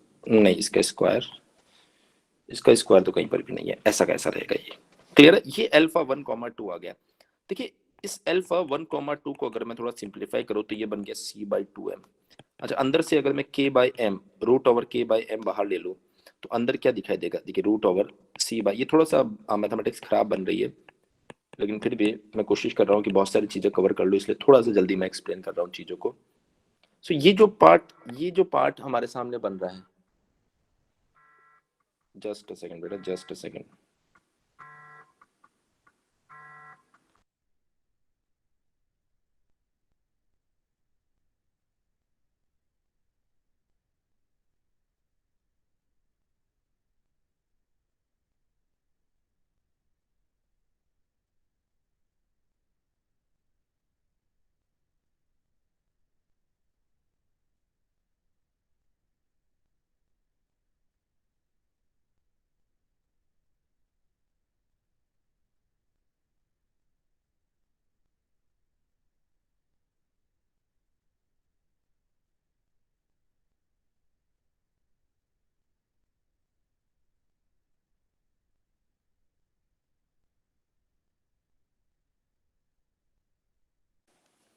Okay, so let's continue.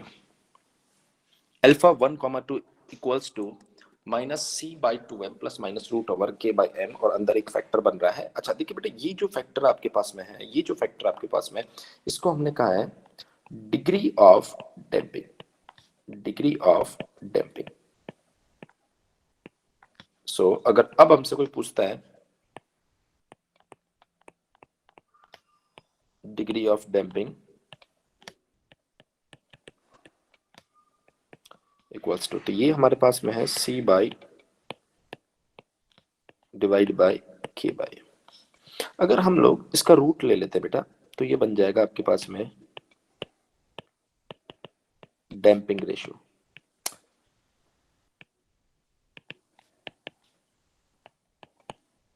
C by 2m divided by root over के by M. इस damping ratio को zeta बोलते हैं, इस damping ratio को बेटा जीटा बोला जाता है। इस डैम्पिंग रेशियो को आप डैम्पिंग फैक्टर भी बोल सकते हो, दोनों एक ही चीज है। इसको हम लोग क्या बोल सकते हैं यहाँ पर? डैम्पिंग फैक्टर भी बोल सकते हैं। बोलिए एक बार, इतनी बात समझ में आई या नहीं है? अगर इतनी बात आपको समझ में आ गई तो इसको भी आप जानते हो, याद करो, स्प्रिंग मास की नेचुरल फ्रीक्वेंसी है ये ओमेगा है ना? तो मैं लिख सकता हूँ C by 2m equals to zeta omega N.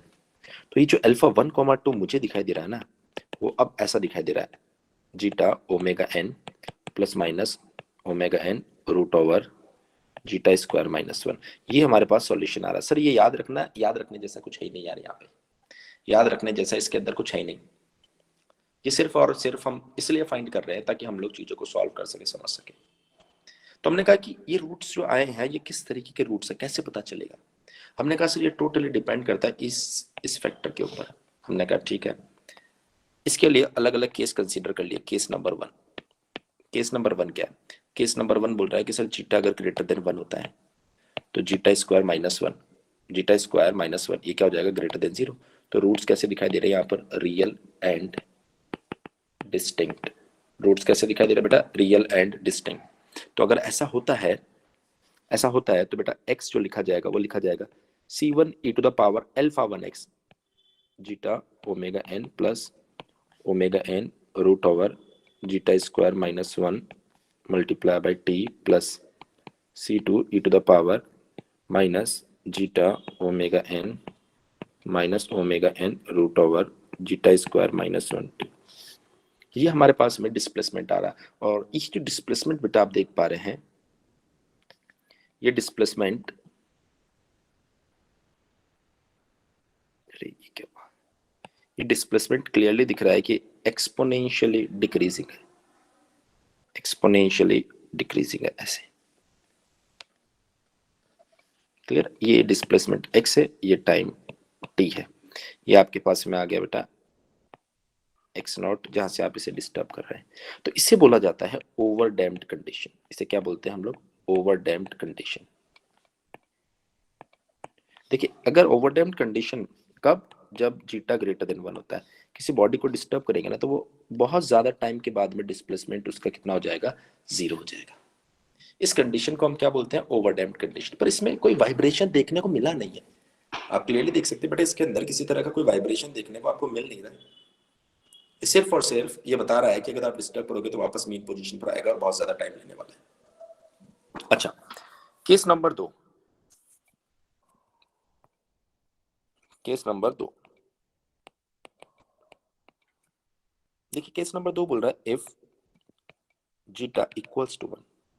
अगर बेटा जीटा इक्वल्स टू 1 हो जाएगा तो ये टर्म 0, तो alpha 1 equals to alpha 2 equals to alpha हो जाएगा, और ये कितना आ रहा है? माइनस ओमेगा एन, सिर्फ इतना आ रहा है। तो हमने कहा सर ऐसी कंडीशन में जो x आता है वो होता है C1 plus C2 T E to the power minus omega N T. ये हमारे पास में इसका सॉल्यूशन हो गया। इस सॉल्यूशन को भी अगर मैं देख रहा हूं तो ये सॉल्यूशन भी कैसा दिखाई दे रहा है? एक्सपोनेंशियली डिक्रीजिंग ही है ना। ये सॉल्यूशन जो आप देख रहे हैं बेटा, ये भी तो एक्सपोनेंशियल डिक्रीजिंग ही है।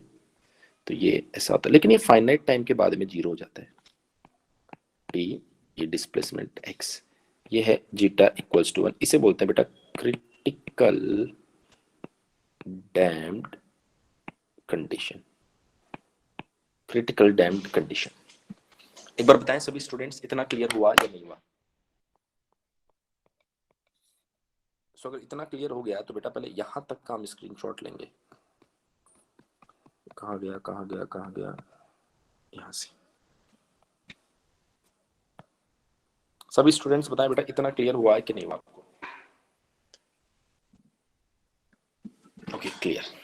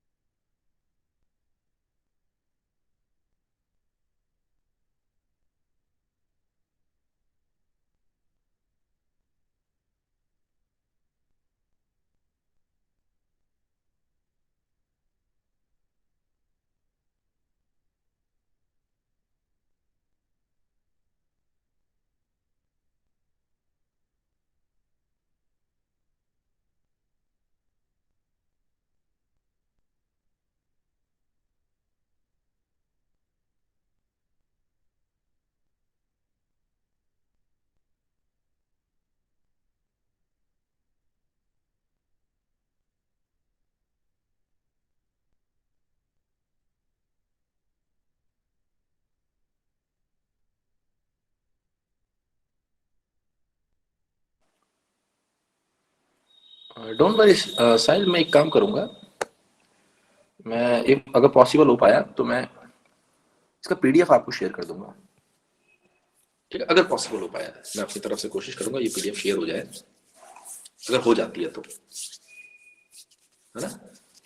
लेकिन मैं इतना श्योरिटी के साथ नहीं कह सकता कि ये शेयर हो पाएगी। अगर हो गई ना तो आप चिंता मत करना, मैं शेयर कर दूंगा। इससे पहले वाली चीजें भी इसमें सेव है शायद। ये देखो, इससे पहले की जो कहानी है, मैथ्स वाला भी इसमें लिखा हुआ है। अगर पूरा शेयर हो गया तो बहुत ही बढ़िया है। मेरे ख्याल से कुछ 2-3 दिन से ही हम लोग गूगल मीट पे क्लास ले रहे हैं। उससे पहले का तो हम लोग स्मार्ट बोर्ड पे क्लास लिया करते थे, तो वो तो इसमें है नहीं। अरे बहुत सारा है यार इसमें तो, ये देखो बहुत सारा लिखा हुआ है। इतना सब कब पढ़ा दिया मैंने। यहाँ से है 17 जनवरी से जो भी पढ़ा है ना इसके ऊपर, वो सब कुछ इसमें है। अगर ये सेव हो गया, अगर ये शेयर हो गया तो बहुत अच्छा होगा आप लोगों के लिए। 72 पेजेस है यार, ये तो बहुत सारे पेजेस है। इतना बड़ा पीडीएफ व्हाट्सएप पे शेयर हो जाएगा? इतना बड़ा पीडीएफ व्हाट्सएप पे शेयर हो जाता है? हो जाता है, ठीक है। आपका ग्रुप है ना एक, साहिल आप ही ने क्रिएट किया शायद, तो मैं उसी ग्रुप में शेयर कर दूंगा ना। अब आप देख लेना, आपका जो जो काम का वो ले लेना इसमें से। जो स्मार्ट बोर्ड पे पढ़ाया था उसका पीडीएफ तो है नहीं, उसका तो क्रिएट करना बड़ा मुश्किल हो जाता है। ये टैब पर चल रहा है ना, इस वजह से मैं शायद क्रिएट कर लूंगा इसका पीडीएफ। चलिए अब बात करते हैं बेटा case number 3। Case number 3, if cheetah greater than 1, sorry greater than हो गया, लेस देन 1, इसे बोलते हैं बेटा under damped condition. Under damped condition. देखिए इसका एक छोटा सा डेरिवेशन है जिसको हम आज पूरा कर नहीं पाएंगे, और जहां तक मुझे पता है कल से आपकी क्लास होगी नहीं, है ना। तो मैं ना डायरेक्ट आपको टू द पॉइंट बात बता देता हूँ। टू द पॉइंट मैं आपको बात बता देता हूँ। ये डिस्प्लेसमेंट x है, ये टाइम t है। तो इसके अंदर जो डिस्प्लेसमेंट मिलता है बेटा वो ऐसे मिलता है, कुछ ऐसे, है ना। देखिए टू एंड फ्रो मोशन दिखाई दे रहा है इसके अंदर। तो इसके अंदर सिर्फ और सिर्फ जीटा लेस देन 1 के अंदर ही आपको क्या देखने को मिलता है, वाइब्रेशन देखने को मिलता है। इसकी खास बात क्या है बेटा कि ये जो डिस्प्लेसमेंट x नॉट है, भाई पहले साइकिल में यहां से ये यहां पर आ गया। अब दूसरे साइकिल में ये x1 डिस्प्लेसमेंट है, और ये कितना हो गया बेटा, x2 डिस्प्लेसमेंट आ गया। x नॉट, x1, x2, ये जो डिक्रीमेंट आ रहा है डिस्प्लेसमेंट के अंदर, ये एक कांस्टेंट रेशियो के साथ आ रहा है। ये क्या आ रहा है, एक कांस्टेंट रेशियो के साथ आ रहा है। इसे हम लोग क्या बोलते हैं, डिक्रीमेंट रेशियो। Decrement ratio. अच्छा, ये डिक्रीमेंट रेशियो जो होता है ये X naught divide by X one, X one divide by X two, X two divide by X three, मतलब दो कॉन्जिक्यूटिव डिस्प्लेसमेंट का जो रेशियो होता है ना वो हमेशा सेम होता है। ये कितना आता है एग्जैक्टली अगर मैं आपको बताऊं तो e to the power zeta omega N T d के बराबर होता है ये। सर ये टी डी कौन है बेटा, ओमेगा एन होती है नेचुरल फ्रिक्वेंसी, ऐसे टी होता है नेचुरल फ्रिक्वेंसी का टाइम पीरियड। ये जो ओमेगा डी है, यहाँ पर एक टर्म होती है जिसको बोलते हैं ओमेगा डी। सर ये ओमेगा डी कितना होता है, ये होता है बेटा omega N root over 1 minus zeta square. Clear है, इसको हम बोलते हैं डैम्पिंग फ्रिक्वेंसी। जब डैम्पर लग जाता है ऐसे में जो फ्रिक्वेंसी आती है बेटा उसको बोलते हैं डैम्पिंग फ्रिक्वेंसी। तो उस डैम्पिंग फ्रिक्वेंसी का जो टाइम पीरियड होता है उसको बोलते हैं टीडी। तो ये होता है आपका डिक्रीमेंट रेशियो। आप इसको जरूर याद रखें, अभी रिसेंटली जो गेट 2021 का पेपर हुआ था उसके अंदर इसका क्वेश्चन आया था। एक होता है लॉगरिथमिक डिक्रीमेंट रेशियो, अगर आप इसका लॉग ले लेते हैं zeta omega N T D, देखिए ये लॉगरिथमिक डिक्रीमेंट रेशियो जो है इसको डेल से रिप्रेजेंट करते हैं।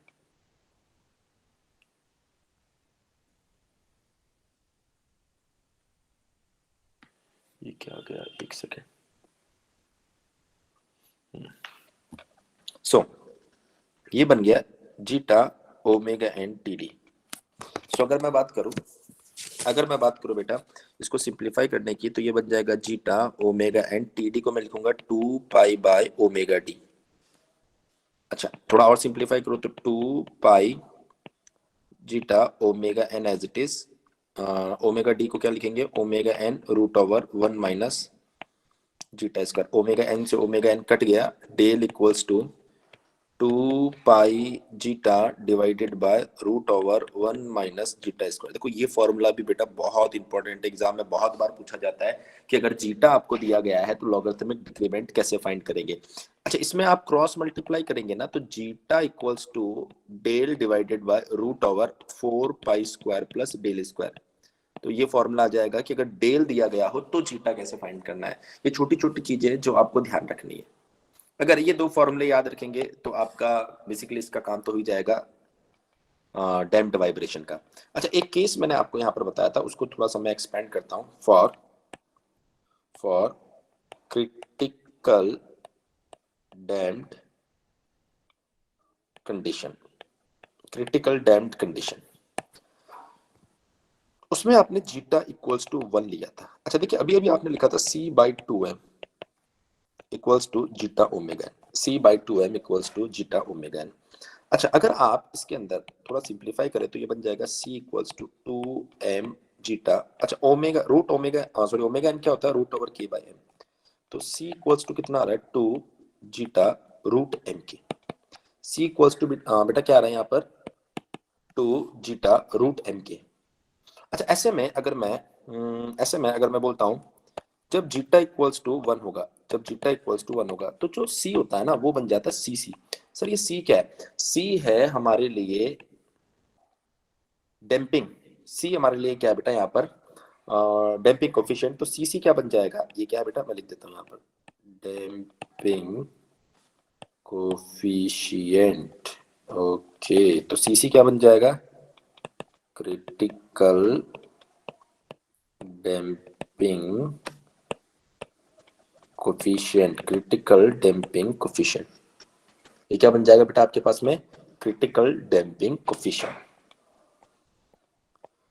सो सी इक्वल्स टू, ये सी बन जाएगा सी, तो सी इक्वल्स टू जीटा की वैल्यू 1 है तो ये बन जाएगा रूट ओवर एम के। ये एक और इंपॉर्टेंट रिजल्ट है जो आपको याद रखना है। तो आपने बोला सर सी इक्वल्स टू मिल गया, सी इक्वल्स टू मिल गया, अगर आप सी डिवाइडेड बाय सी करेंगे 2 जीटा रूट एम के डिवाइडेड बाय 2 रूट एम के। एम के से एम के कट गया, 2 से 2 कट गया, ये आ गया बेटा आपके पास में zeta. C divided by C equals to zeta. ये एक और बहुत ही इंपॉर्टेंट रिजल्ट है बेटा जो आपको ध्यान रखना है, जो आपको ध्यान रखना है। बोले क्लियर हुआ या नहीं हुआ, सभी स्टूडेंट्स बेटा क्लियर हुआ या नहीं हुआ।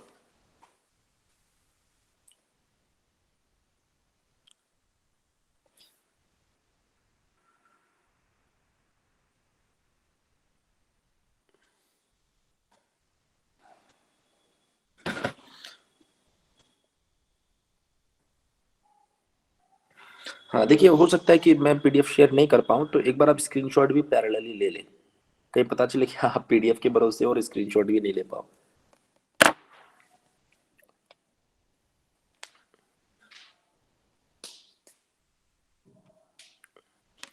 स्क्रीनशॉट भी ले ले बेटा पैरेलली।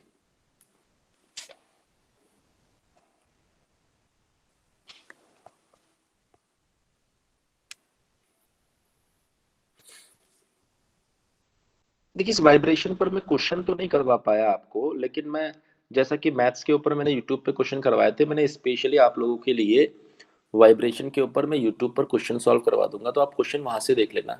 क्योंकि समय तो है नहीं हमारे पास में कि हम क्वेश्चन डील कर पाएंगे, तो वहां पर मैं जो भी सिलेक्टेड और इम्पोर्टेंट क्वेश्चन रहेंगे आपके एग्जाम के लिए वो मैं उस जगह पर सॉल्व करवा दूंगा। जब उस जगह पर सॉल्व करवाऊंगा तो आप उसका लिंक मैं आपको ग्रुप में शेयर कर ही दूंगा। मैंने प्रोबेबिलिटी भी सॉल्व करवाया था उससे पहले, काइनेमेटिक्स का कुछ पार्ट सॉल्व करवाया था, ऐसे डायनामिक्स और वाइब्रेशन का पार्ट भी मैं सॉल्व करवा दूंगा।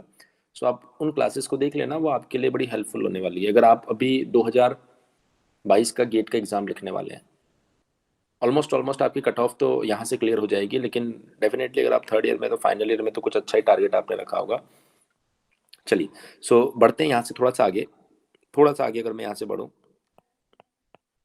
तो नेक्स्ट पार्ट आता है हमारे पास में फोर्स्ड डैम्प्ड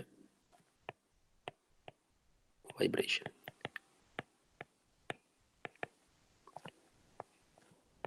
बहुत सारी चीजें यहाँ पर मैंने थोड़ा सा समय को देख के स्किप किया है, इसलिए स्किप किया है क्योंकि मैं देख रहा हूँ कि 2-3 फॉर्मूले और आपको दे देता हूँ जिससे कि आपका काम हो जाएगा। देखिए बेटा, अगर फोर्स डैम्प्ड की हम लोग बात करें तो एक है हमारे पास में स्प्रिंग, एक है हमारे पास में स्प्रिंग और एक है हमारे पास में डैम्पर। हमने यहाँ पर लगा दिया एक मास स्टिफनेस सी। अगर इसके ऊपर कोई external dynamic force, let's say suppose F naught sine omega T में यहाँ पर लगाता हूँ, तो ये जो इक्वेशन बनेगी हमारे पास में, ये बनेगी m x double dot plus c x dot plus k x equals to F naught sine omega T.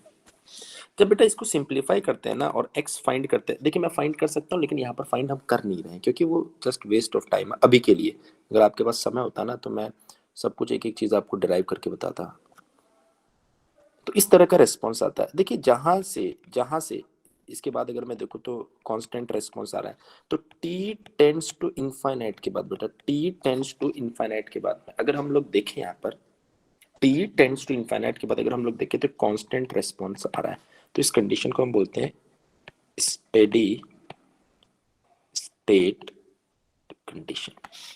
ये जो एम्पलीट्यूड आता है इस स्टेडी स्टेट में वो आप याद रख लेना बेटा, वो होता है बेटा F naught divide by k root over 1 minus beta square का whole square plus 2 zeta beta. ये मैंने डायरेक्ट लिख दिया जानबूझ के। अगर कल क्लास मुझे मिली तो मैं इसको वापस पढ़ाऊंगा और पूरा डिटेल में पढ़ाऊंगा। अगर क्लास नहीं मिली ना तो एटलीस्ट ये तो आप याद रख लेना, मैं इसको पूरा डिटेल में पढ़ाऊंगा। लेकिन अगर क्लास नहीं मिलती है तो आप इसको बेटा याद रखना। सो ये बन जाएगा, बीटा होता है omega N divided by omega. Sir ये ओमेगा क्या है और ये ओमेगा एन क्या है, अगर ये हम फाइंड करना चाहें तो ये सर ओमेगा क्या है और ओमेगा एन क्या है। देखिए बेटा, ओमेगा है यहाँ पर natural frequency of the system और ओमेगा एन है यहाँ पर natural frequency of the system. लेकिन अगर मैं बात करूं ओमेगा एन, ये just little bit correction, omega by omega N, sorry. So omega क्या है, ओमेगा यहाँ पर ये जो फोर्स लग रहा है इसकी फ्रीक्वेंसी है। और ओमेगा एन कौन है सर, ओमेगा एन है यहाँ पर नेचुरल फ्रीक्वेंसी। क्लियर है? एफ नॉट तो पता ही है इस फोर्स की मैक्सिमम वैल्यू, जीटा आपको पता ही है। तो इतना आप याद रख लो, इतना बहुत आपके लिए। एक टर्म और बता देता हूँ, मैग्निफिकेशन फैक्टर, ये होता है A divided by F naught by k. अगर कल क्लास मिली तो बेटा इनको डिटेल में बताऊंगा, इनको डिटेल में बताऊंगा मैं आपको, ठीक है? पर इससे आगे की चर्चा तो हम लोग कर नहीं पाएंगे। तो उम्मीद करता हूँ कि ऑलमोस्ट अगर हम लोग देखें तो मैंने काफ़ी शायद लगभग 20 से 25 क्लासेस मेरे ख्याल से तो ज़्यादा ले ली होगी। सो इन सब क्लासेस को आप लोगों ने ज़रूर समझा होगा, कुछ ना कुछ आपको बेनिफिट ज़रूर मिला होगा। देखिए ऑफलाइन क्लासेस का कंपैरिजन नहीं है और ना ही आपके पास कोई डिटेल सब्सक्रिप्शन था। जितना पॉसिबल था मेरे लिए मैंने आपको बताया इन क्लासेस के अंदर, डेफिनेटली आपके लिए बेनिफिशियल रही होगी। सो अगर क्लास मिली तो फिर हम लोग मिलते हैं, अदरवाइज आप इन चीज़ों को बहुत ध्यान से पढ़िए और आप चाहें तो हमारे चैनल के साथ बने रहना। चैनल के ऊपर बहुत सारी चीज़ें आपको कंटेंट जो है बिल्कुल फ्री में मिल रहा है, तो आप उनके साथ भी बने रहिए। वो चैनल और वो वीडियोस जो है वो आपको ज़रूर हेल्प करने वाले हैं। So thank you very much, good night everyone. चलिए।